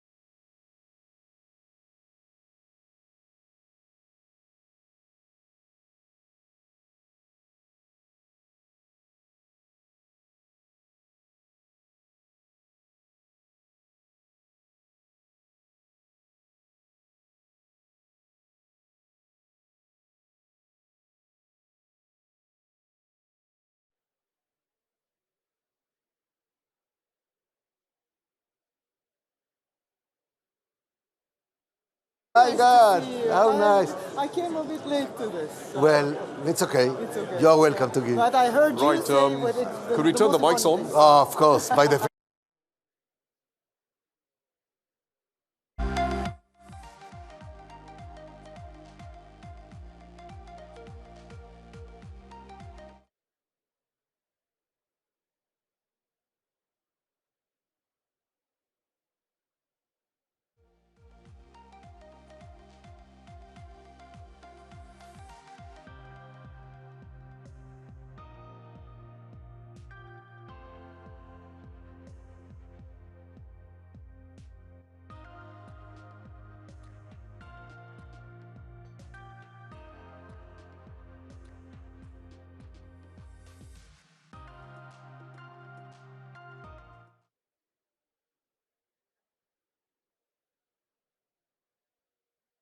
Right, could we...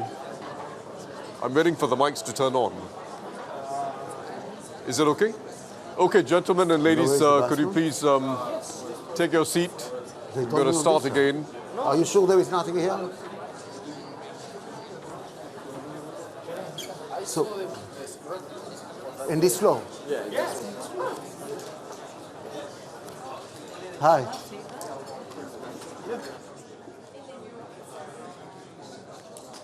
No, it's not working.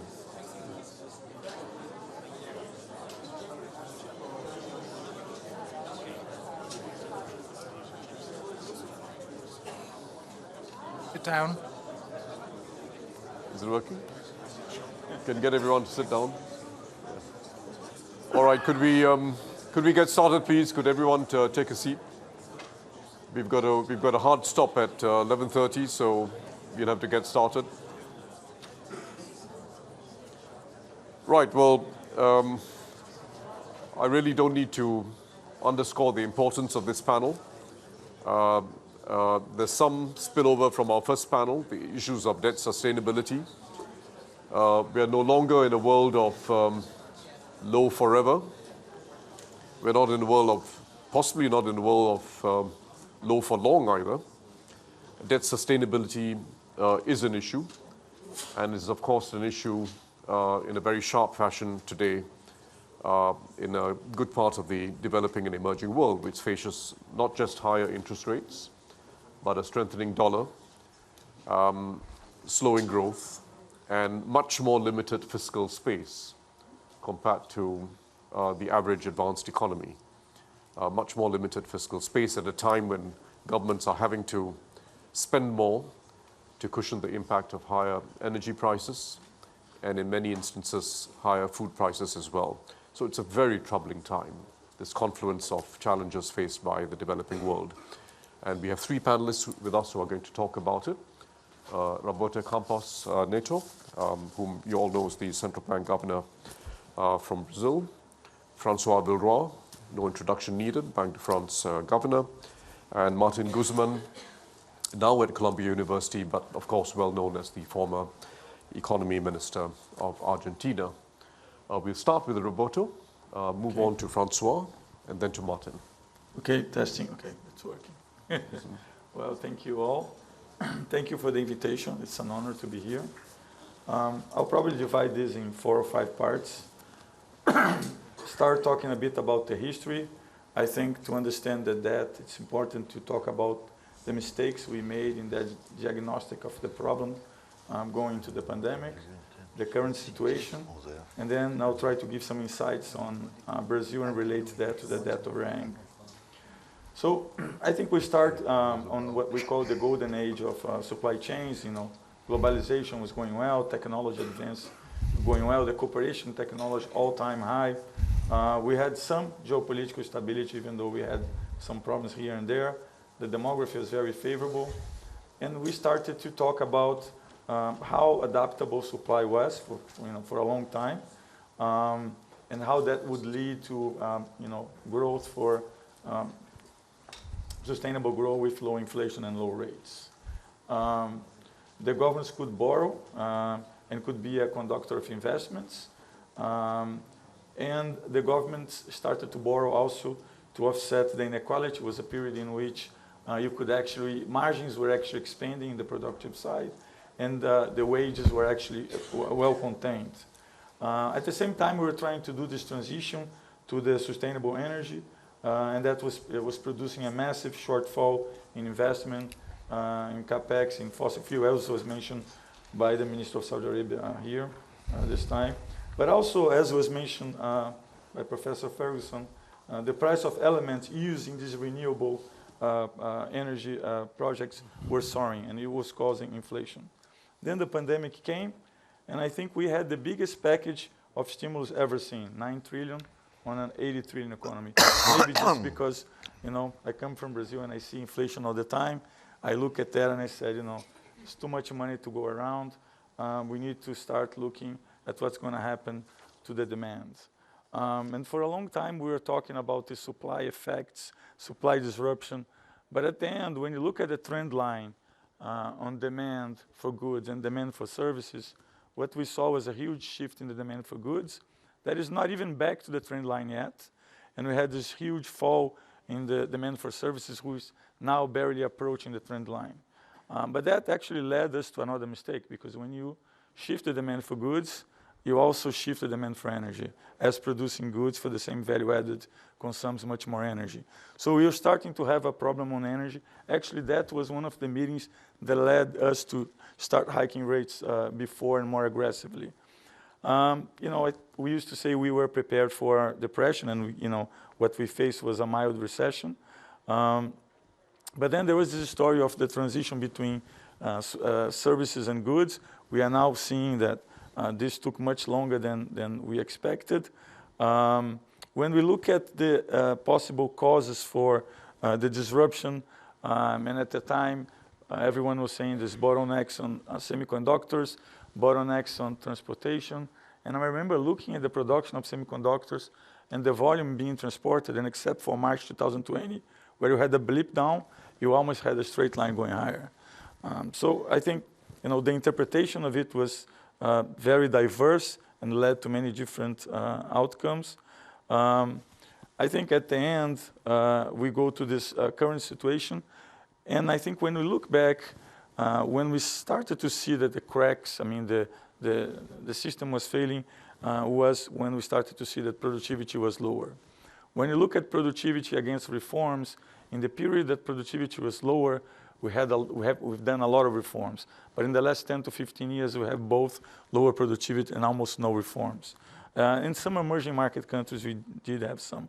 some reforms. When you look at technology cooperation, it's projected to go down by 50%. As it was mentioned, I think the demographic bonus is not here. So the ability to grow out of this problem is, I think, we need to talk, and this is what relates to the topic today, which is the debt overhang. We have very high levels of debt, and economists and central bankers like to look at debt in nominal terms, right? But the reality is we expanded debt in a period of low rates, and especially in emerging market countries, we increased the duration a lot. So that means we have a lot more convexity out there. So if you're not looking nominal, if you're looking in VaR, it would be almost 4 times higher, which means there is a wealth effect to be felt that we need to discuss more intensively. I think what we saw last week in UK was remarkable, because it was first time in a long time that we see a reaction from markets on a fiscal package that resembles very much my daily life, which is how markets react to a fiscal package in emerging market countries. But I think it's more than that. I think it's the market understanding that maybe rates will be higher for longer, and that there needs to be an explaining from governments on how the bill is going to be paid, right? But I think there is another problem on that, which is I was collectively looking at all the proposals to do some kind of fiscal convergence. Now there is this new nice term of inclusive fiscal convergence, which in some cases we all know is difficult to do. But basically, by and large, when I look at all the proposals, most of the proposals are we increase taxes. But it's more than just increase taxes. 90% of the proposals increase taxes on capital. So we already had many reasons for low productivity. I think that was what started calling attention in the very beginning. We have all the demographic problems, and now we are saying that the way out of this problem is not only to increase taxes, but to increase taxes on capital, which will make productivity go even lower. So I think this is very important from what we see. I think when we look at the dynamics of debt, we started to worry on how this is going to play out. And I think some of the fixed income markets are very close to the brink. My background is markets. I'm a central bank trader, if you can say that.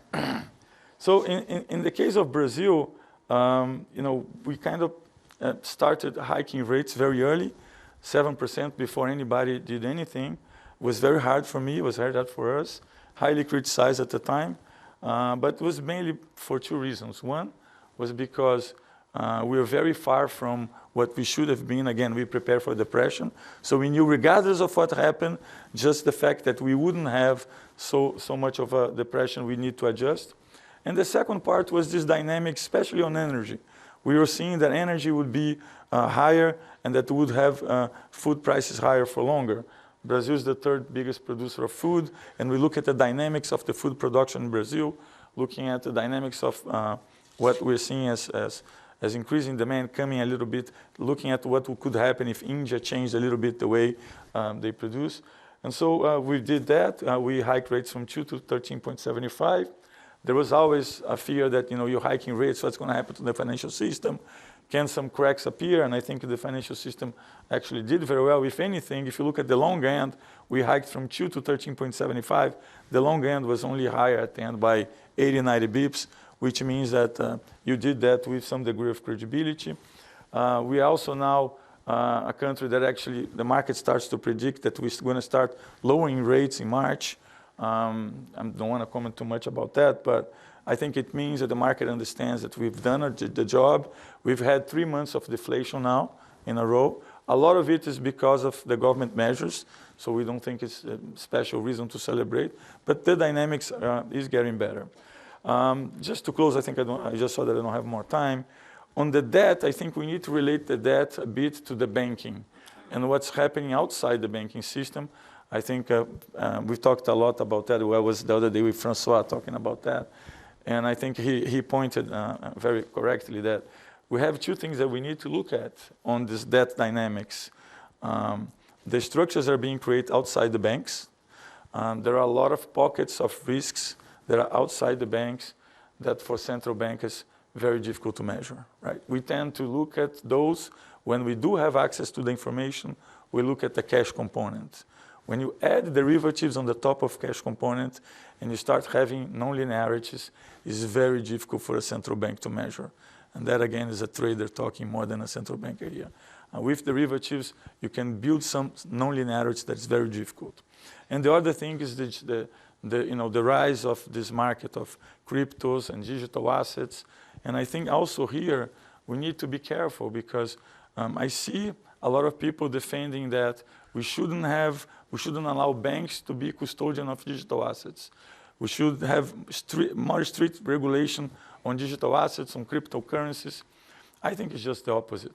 I think what we need to do is to have a system or a regulation in which we have common rails that we can see what they're doing, because again, it's going to be just like non-financial banking activities.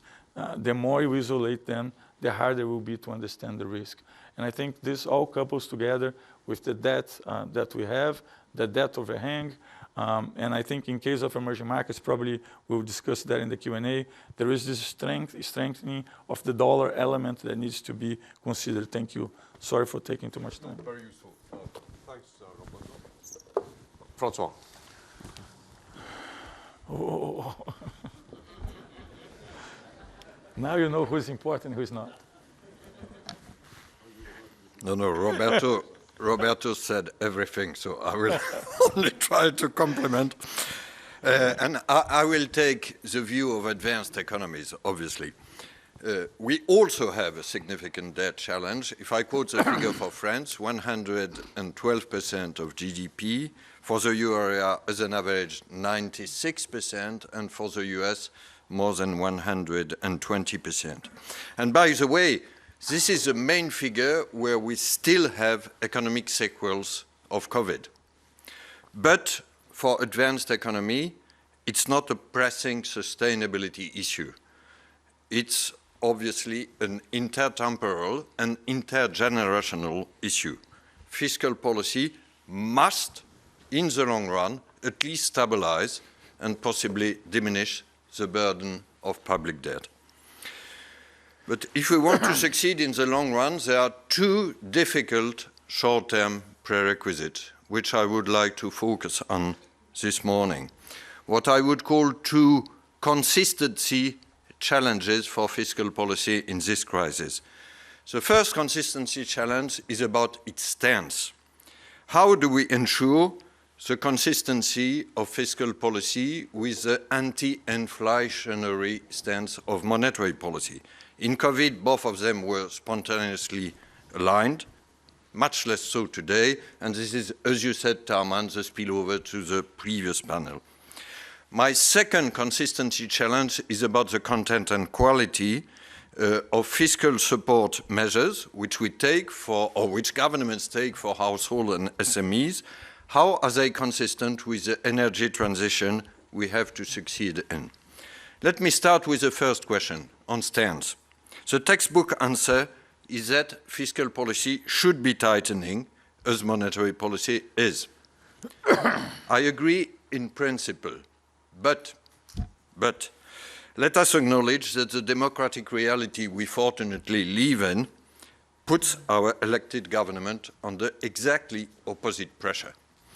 And I will hence introduce two economic nuances to the textbook to guide sensitive fiscal choices.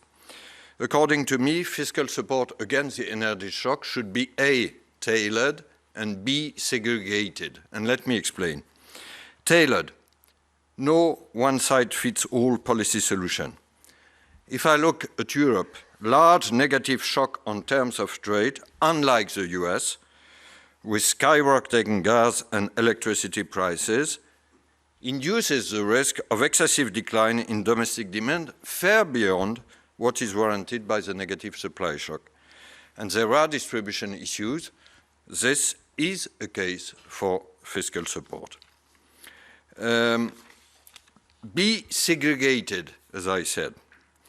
I think we should try to segregate within fiscal spending, and providing some protection against the energy shock should not result into a general relaxation of fiscal discipline The standard distinction between structural and cyclical deficits is, according to me, in this case, not the relevant good. It could be better to use a differentiated expenditure rule in which exceptional measures related to the energy crisis are temporarily segregated with a different growth rate. It's better also to have a nominal rule gradually consistent with the 2% inflation target than a real expenditure rule. And I know that in my country we still are supposed to have a real expenditure rule. If this nominal rule applies to what I would call regular expenditures outside of the energy shock, here these regular expenditures will have to slow when inflation accelerates above target. By the way, we should, in this regular expenditures rule, try to disentangle what I would call current expenditures or run expenditures. This one should diminish relatively to future-oriented expenditures or change expenditures, which we should increase. Andrew referred earlier to climate change. I confirm our strong commitment with the help of the Bank of England. So this was about the stance. Let me come to my second question about the content. Here too, we should go somewhat beyond the textbook. The textbook is simple: no price caps, no tax cuts, no subsidies. And we can understand why. But we should come probably to a more sophisticated rule, the famous double T, which Katarina mentioned this morning: targeted and temporary. What could it mean in practice? This is not that obvious. Targeted, through a mix of targeted income transfers and price cap subsidies. Economic theory prefers income transfers, but this mix should take into account the welfare system characteristic of each country. If, which is the case in most European countries, welfare benefits and the minimum wage are indexed, there is a case for a mix favoring price caps and subsidies to avoid paying twice and to diminish the risk of second-round effect. But then comes a very difficult question. If these targeted interventions are focused through price caps or subsidies, how can we ensure that energy demand remains sensitive to and somewhat restricted by price signals? And this is what I call the consistency with the structural energy change we need. The most interesting solution we see at present, but this is still work under progress, is our so-called tiering schemes. If we look at Germany or the Netherlands, Klaas, apparently there are tiering schemes based on past consumption. Let's say 70% or 80% of past consumption is subsidized and the rest is at market price, with a strong incentive then to diminish consumption. There could be more sophisticated tiering schemes with distributional effects based on average consumptions, and those who consumed more in the past are more penalized, or crossed with income data. It becomes more difficult, but it could be still more interesting. And I heard with pleasure the MD saying this morning that the IMF could help in the practical toolbox. We should also nudge households, obviously, to save energy. In our case, temperature should remain at 19 degrees in France next winter. I conclude with temporary. This remains probably the most difficult challenge. If, as plausible, energy price levels change durably, targeted support should be gradually suppressed as real income gradually recovers. It's easier said than done politically, but if I take the French case, the French government will start raising energy prices and diminishing the price caps with an increase of gas and electricity of 15% next January for households.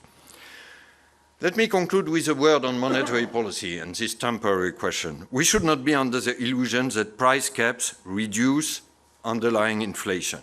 They may only help to reduce the risk of second-round effects. To be rigorous, price caps, if temporary, only reduce current measured inflation at the expense of future measured inflation. It's some kind of inflation smoothing, and we did incorporate this future effect in our forecast. I come to my conclusion to try to keep on time, Tarman, with a somewhat oversimplistic remark. In the current environment, monetary policy, I wouldn't say monetary policy is easy, but monetary policy is clear, while fiscal policy is still more difficult. I won't comment on monetary policy. Let me only say, which could be of interest for you, that Klaas Knot and myself agree on most on ECB monetary policy. But on fiscal policy, we started probably with, I don't know if it's simple, but with a dual TT rule, targeted and temporary, and you heard about that. I propose today a more sophisticated TSTT rule, tailored, segregated, targeted, and temporary.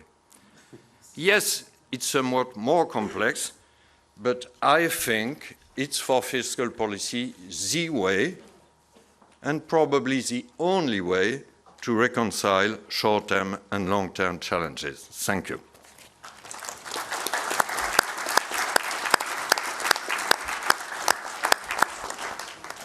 Thank you, Francois.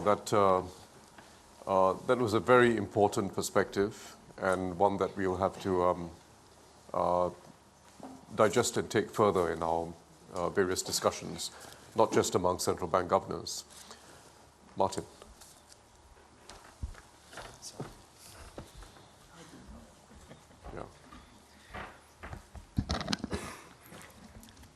Good morning, everyone. Thank you for the invitation. It's a pleasure to be here. I'm going to refer today to issues of debt distress and debt sustainability with a focus on emerging and developing economies, particularly on the Global South. We heard this morning a very clear description of the complexities that the global economy faces today in a situation in which the debt levels all around the world, but particularly, of course, also in emerging and developing economies, are higher today than before the pandemic.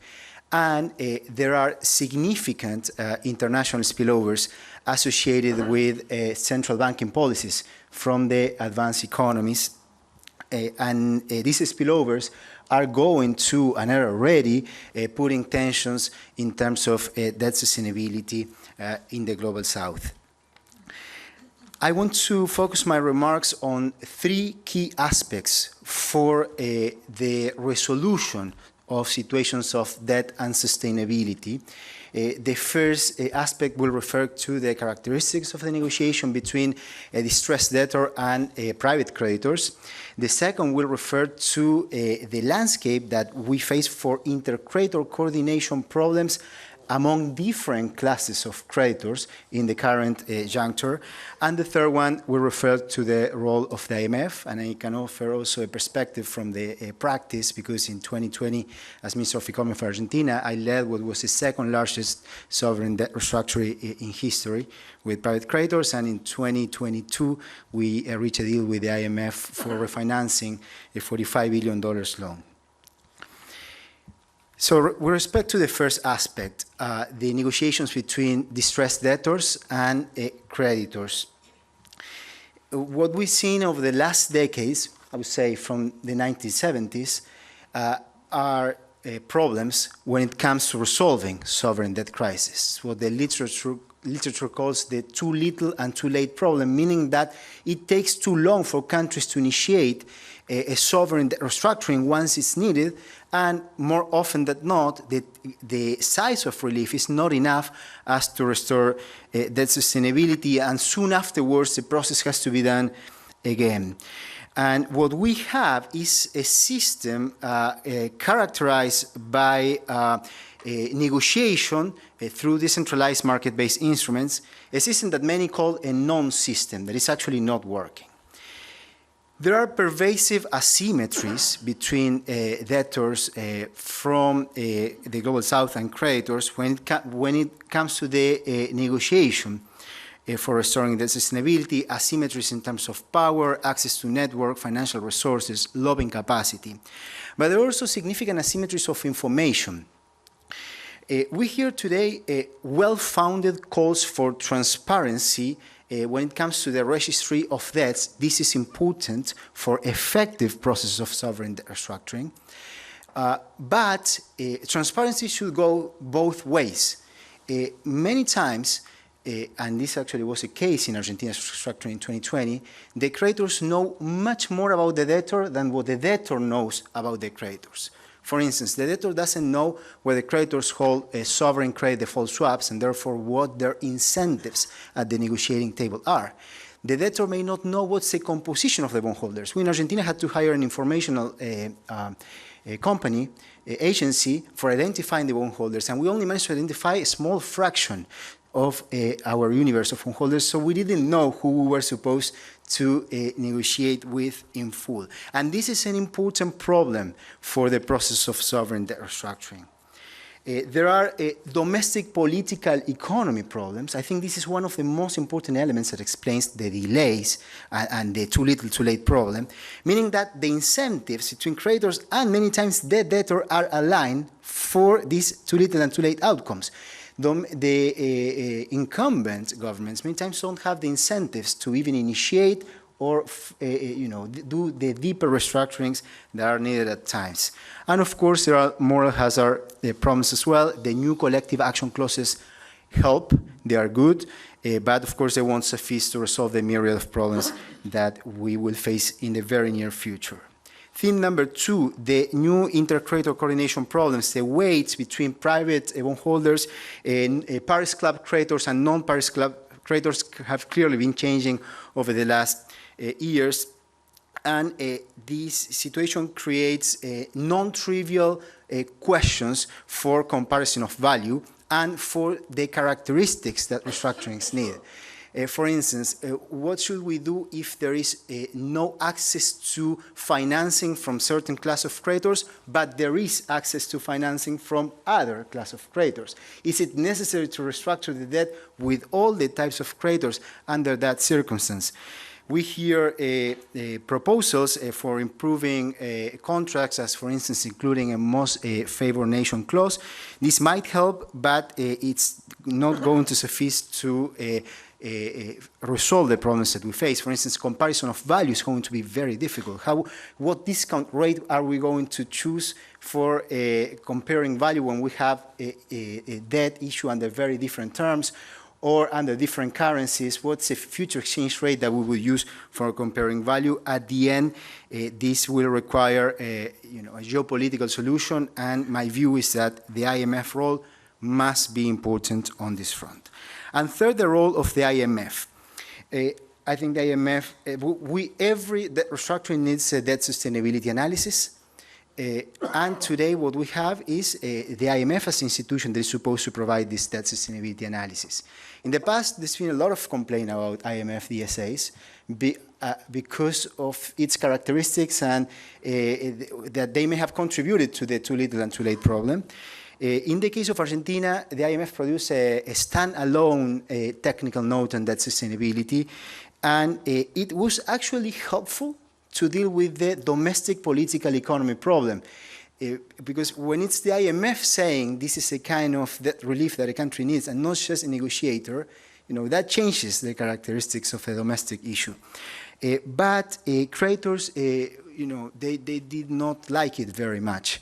And in the past, we had not seen the same kind of rejection when we saw on the debtor side complaints about the DSA. At the end, a DSA needs to be legitimate and be well-founded and, in that case, accepted.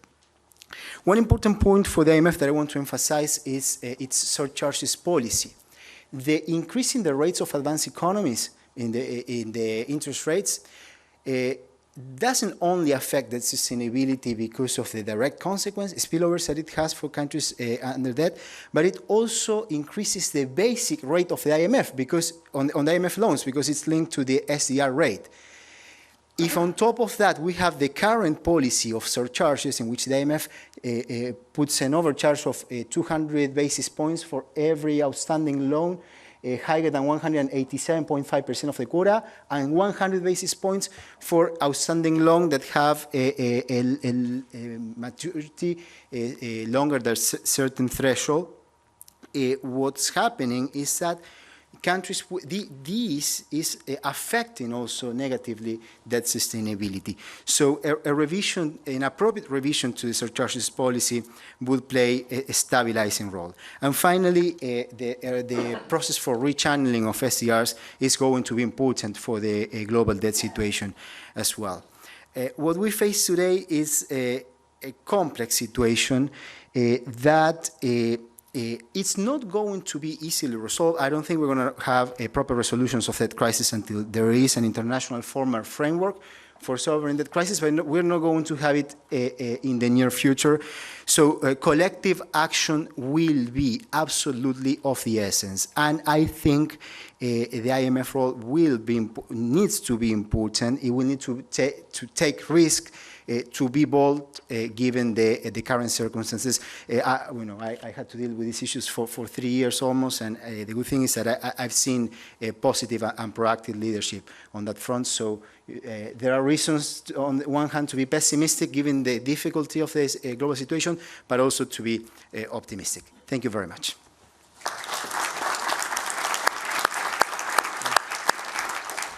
Thank you very much, Martin. Questions from the floor?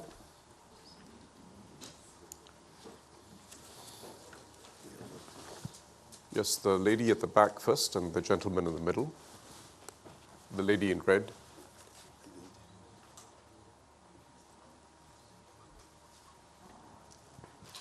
Hi, I'm Heidi Kruber-Rediger from the Council on Foreign Relations.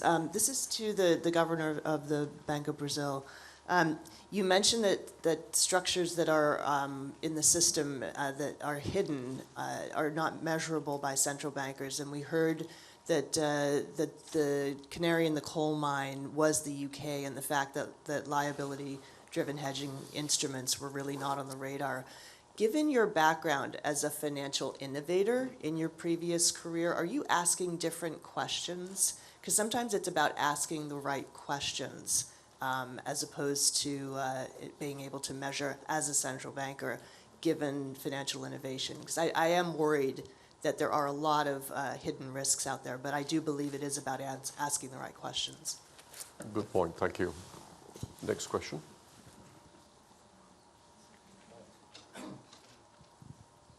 Hello, my name is Frank Vogel. I'm a founder of a group called Transparency International, and I have a question for the expert, former minister from Argentina. It's very difficult, I think, for somebody who's not totally familiar with the situation to understand how Argentina will ever repay the International Monetary Fund. No country has ever had a line of credit on the scale, anything like the scale that Argentina, even though Argentina has now had 9 debt defaults. Perhaps you could explain to us what the special arrangement between Argentina and the IMF is today, where you think it's going to go, and the degree to which the international community has ignored corruption in Argentina. Thank you. We'll take one more question. The lady just, yeah, that's right. Yeah. Thank you very much for the opportunity. So my question is to the former minister from Argentina. I would like to know if a country decides to restructure its debt, what advice would you give? Is it better to negotiate with domestic debt holders first before the country negotiates with external creditors, or the two should be done concurrently? And what's the advantage of each of the two strategies? Thank you. My name is Alberta Hagen from the Bank of Ghana. Sorry about that. Very good, thank you. And we'll take Guillermo Ortiz. Yeah, a question for both of my Latin American colleagues. First, Roberto, I think that you mentioned that Brazil started earlier, and you were criticized at the time, but in retrospect, that's exactly what should have been done. And you have provided some space going forward. You have an election coming very soon, and they will certainly appreciate this extra monetary space that you've provided. But the question is, what are the chances that you see, given that Brazil is going to start ramping up oil production and so on, have additional leeway to get some sort of agreement on a sustainable fiscal problem? Brazil doesn't have a foreign debt problem, but it has a fiscal sustainability issue. The other thing I'm very interested in, I kind of watched the debates between the two presidential candidates, and opening up the economy was not even in the agenda. I mean, it was not part of the discussion, whether Brazil should... Can you repeat that? What was not in the agenda? Yeah. In the debates, in the presidential debates, opening up the economy in Brazil was not even in the agenda. And this is pretty shocking that both Argentina and Brazil are some of the closest economies in not only Latin America and the world. And in Argentina, well, you've already heard about the IMF program. This last program doesn't even attempt to induce reforms in Argentina. It's just a bridge to reschedule debts to the IMF. So it's a bridge for the next government and the next election. So there's a lot of talk now of obviously different programs for Argentina in the next administration. One of them is dollarization, and it's been widely discussed. What are your views on that? Because we're running out of time, I'm going to take a final question. Could we have the mic, please? Second row here.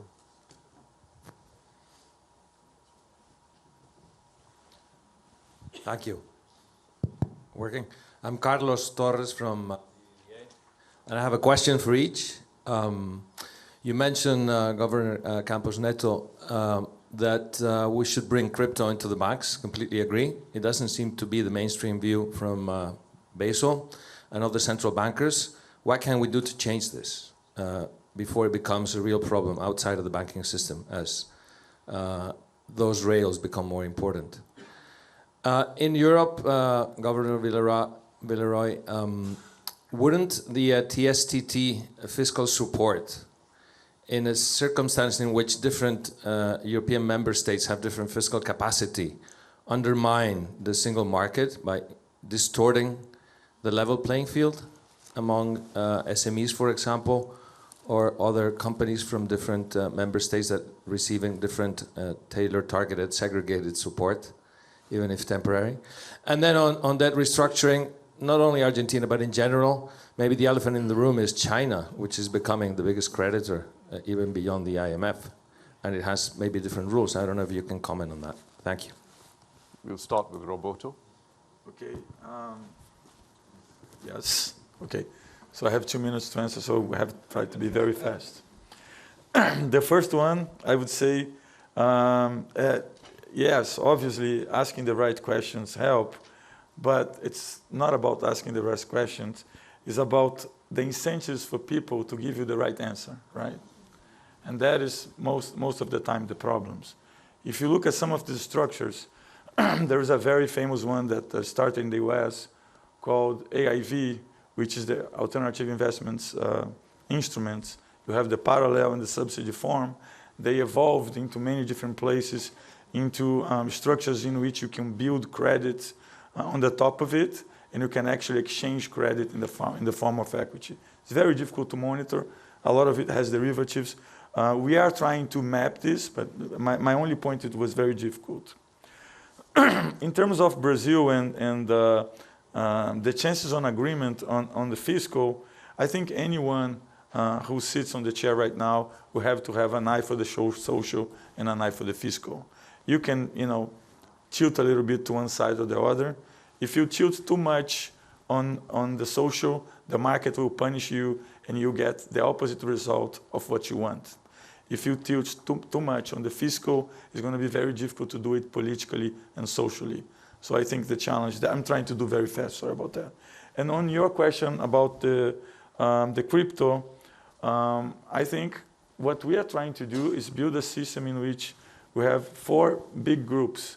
An instant payment system that is widely accepted, which is called PIX, an open finance system that is really open and very agile and is digital in itself, a digital currency that is nothing but a tokenized deposits, so that the bank will issue a digital currency in the form of a token. In other words, the digital currency of Brazil is going to be a stable coin issued by the banks on their deposits. So by nature, they will start being custodians of digital assets because they will be doing that. And when you merge these 2 blocks, what you have is a system that brings the DeFi world and the crypto world and the digital assets into something that you can actually see and understand. Thank you.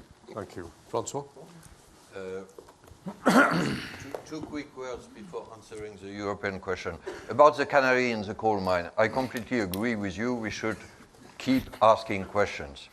But as there are many representatives of the industry here, accept it too, that we ask questions to you.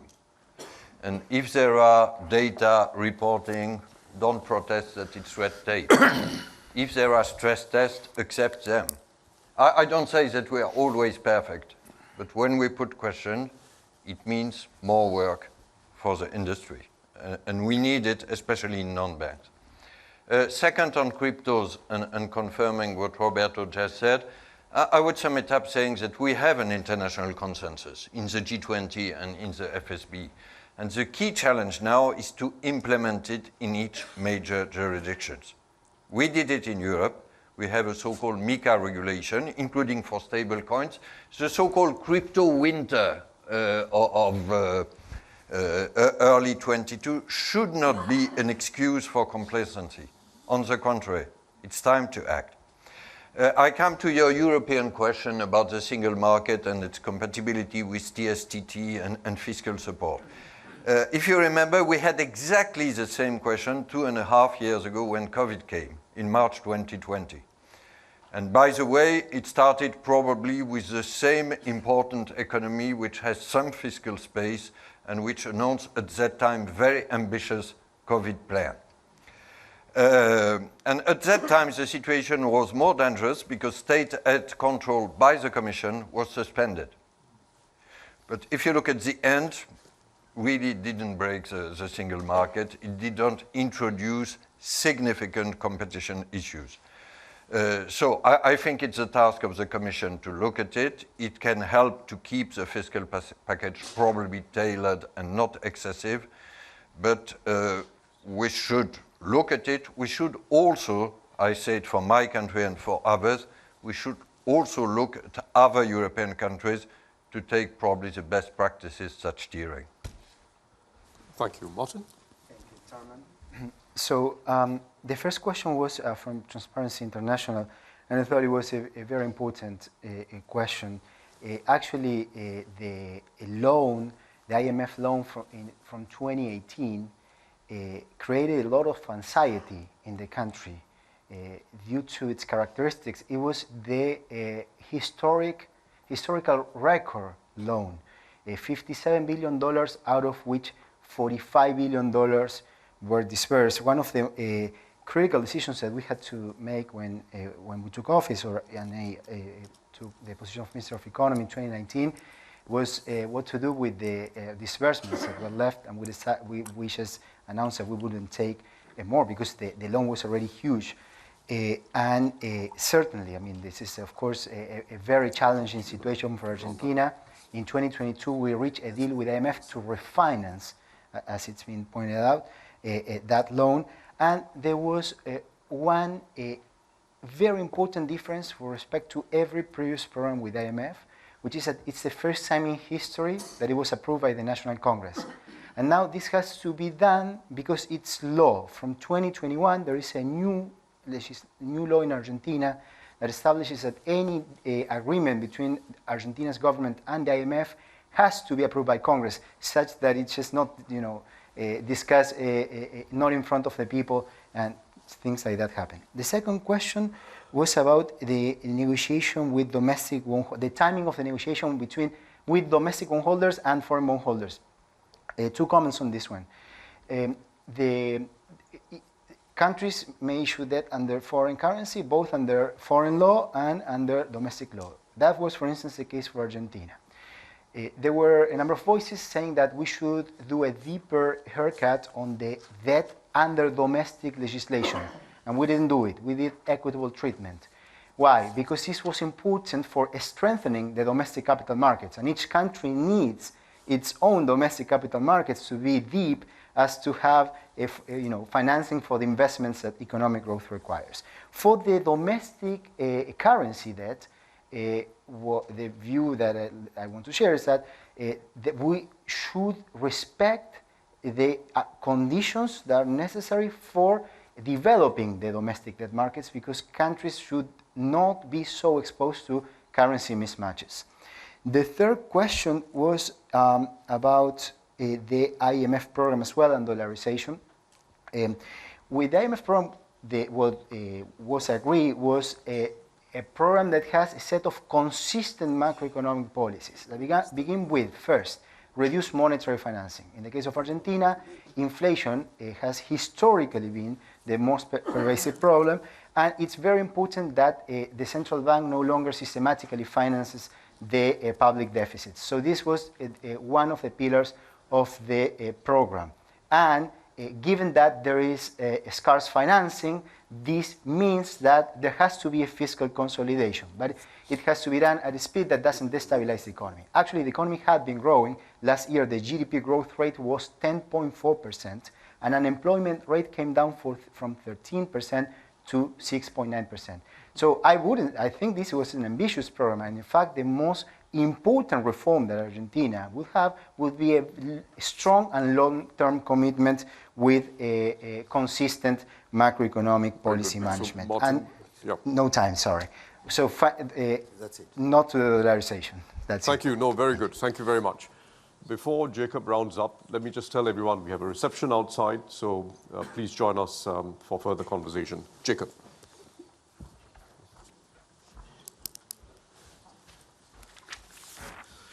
Thank you very much. 5 days minus 3 years minus 5 days ago, 20th of October 2020, we had our last in-person meeting. In that in-person meeting, I looked at my summing up of the discussion, and we said it's time to seriously consider and start implementing normalization.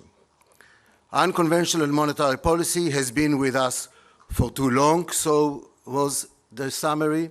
Interest rates are too low for the health of the financial system. It distorts the pricing of risk, etc., etc. And then we went home. In fact, we said we will meet next year. I wish we could stop the clock. However, so we are now meeting almost 3 years, and we have almost the same issues, plus COVID, plus supply chain, plus energy, plus food, plus war, plus geopolitics, Taiwan, Russia, North Korea, Ukraine. And we have wasted, I must say, or spent, depends how you look at it, a lot of time on the question of, are the shocks transient, temporary, or are the shocks permanent? By the very posing of that question as a guidance to policy, we are building in, coming from behind. Because if we are going to wait until we figure out if something was temporary or permanent, clearly the permanent shocks will have been with us for too long, and we will have been behind the curve.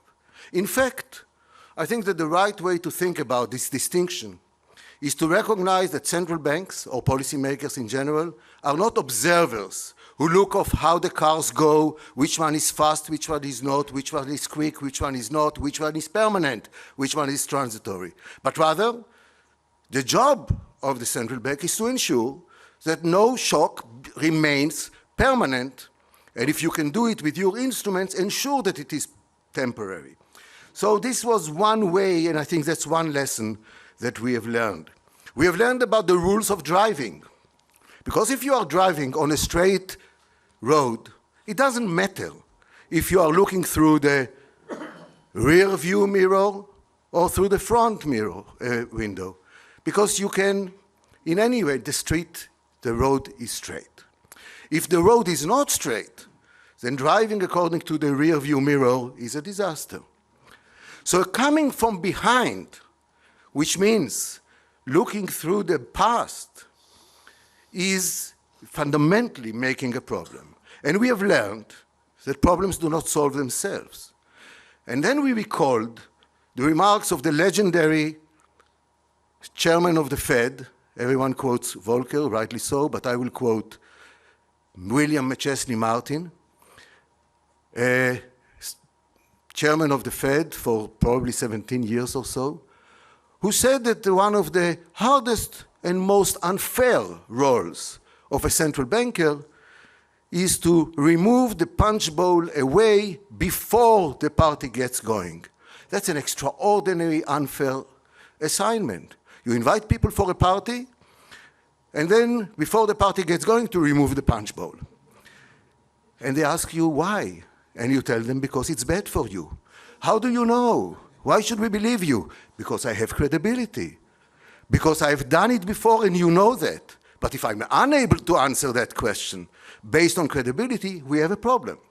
And that's why one of the greatest assets of a central banker is credibility. So falling behind is not only creating a gap between where you are and where you want to be, but it also creates a loss of credibility that makes it more difficult to do what you would have done if you were on time.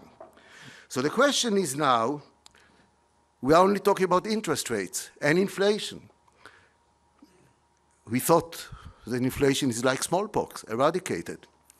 But it's obviously not. Why it's not? Because we were looking at under the lamppost. And we were looking under the question of what comes into the CPI and what does not.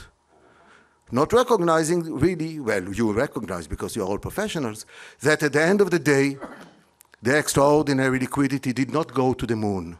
It went to the stock market, it went to housing, it went to everything whose value, his value is determined by present value, and if you discount it with a very low interest rate or zero, of course the prices go up. So it distorts many other things. But it also, we have learned, and this is more recently, that raising interest rates is relatively easy. That doing QE was relatively easy. Draining the QE, QT, quantitative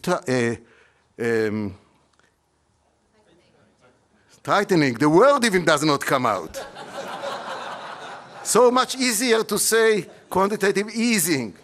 So quantitative tightening is much more difficult, not only to explain, but when you have vulnerable financial markets, it really creates havoc. The quantities are huge. And that's where comes the question of how quickly should we go.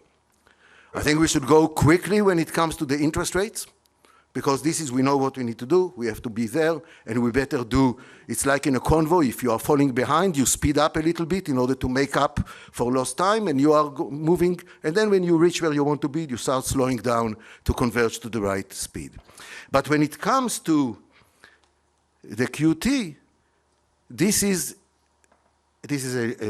we have never done it.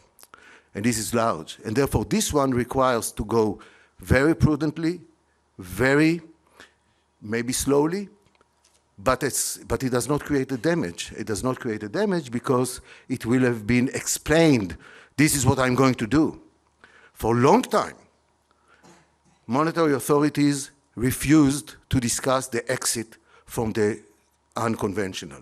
And the argument was, not that they did not know, but the argument was if I do it, people will interpret it as if I'm going to to exit prematurely. And the taper tantrum was a paralyzing experience. But whatever it is, the QT is still ahead of us. So in honor of Francois, who always is quoting Voltaire. Not today. Because you knew that I will do that. Thank you. So, and I'm not sure I remember exactly, but Francois said that Voltaire said that uncertainty and lack of knowledge is a very awkward situation. But certainty is a ridiculous one. So we know that we do not know. And because we do not know, we are in a risk management framework. So type 1, type 2 error, cost of an error, what can be corrected, this is the framework. And therefore, as long as the framework is understood, mid-course correction does not lose credibility. But if it is not understood, it may interpret as that you don't know what you do. So let me conclude by telling you what the last remark that our chairman Thurman did. There is outside a reception, but before we go... The punch bowl hasn't been removed, by the way. And the punch bowl has not been removed, which means that there is a danger for something else. But let me say two things that I'm supposed to say, in fact, it was given to me. The Group of 30 is engaged in various projects that are now ongoing, and you are aware of them, and you will be getting them even in the webinars, etc. One of them is about fiscal governance and global public goods. It is jointly led by Ellen Ray, Mark Carney, and Jason Furman. The second one is about Latin America after the COVID-19 and pandemic, led by Arminio Fraga and our friend Guillermo Ortiz. The third is about monetary policy and central banking, led by, in my scenes, by myself, by Raghu Rajan and Axel Weber. As you can see, all of these projects are led by members of the Group of 30. The second point that I want to say is that we want to thank our colleagues and staff, Desiree Maruka, and Annika Hemdal, Melissa Golding, and Stuart McIntosh of the Group of 30 office. Next to last, please mark your calendars for next year's IBS, International Banking Seminar, October 14 at the Central Bank of Morocco, and it will be done in Marrakesh. I hope that now the fourth time that we are announcing such a thing, it will not be canceled. We had an announcement about Egypt, we had an announcement about Marrakesh. Let's try again, do it and do again and again until you do it right. Although I should say certainty is ridiculous. Said Voltaire. And I want to have my last remark to Thurman. Thurman Shanmugaratnam has done a spectacular job as chairman of the Group of 30, and we are very, very pleased to each time that we have an event that is associated with his input and his colleagues, we express deep appreciation. Thank you very much.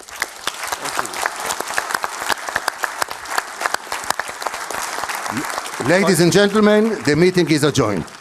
One final announcement, if I may. Raghu Rajan, who was with us at the back of the room, that wasn't Raghu. Not Raghu. That wasn't Raghu. Raghu Rajan, who's a member of the Group of 30, is delivering the Per Jacobson lecture at 1 o'clock.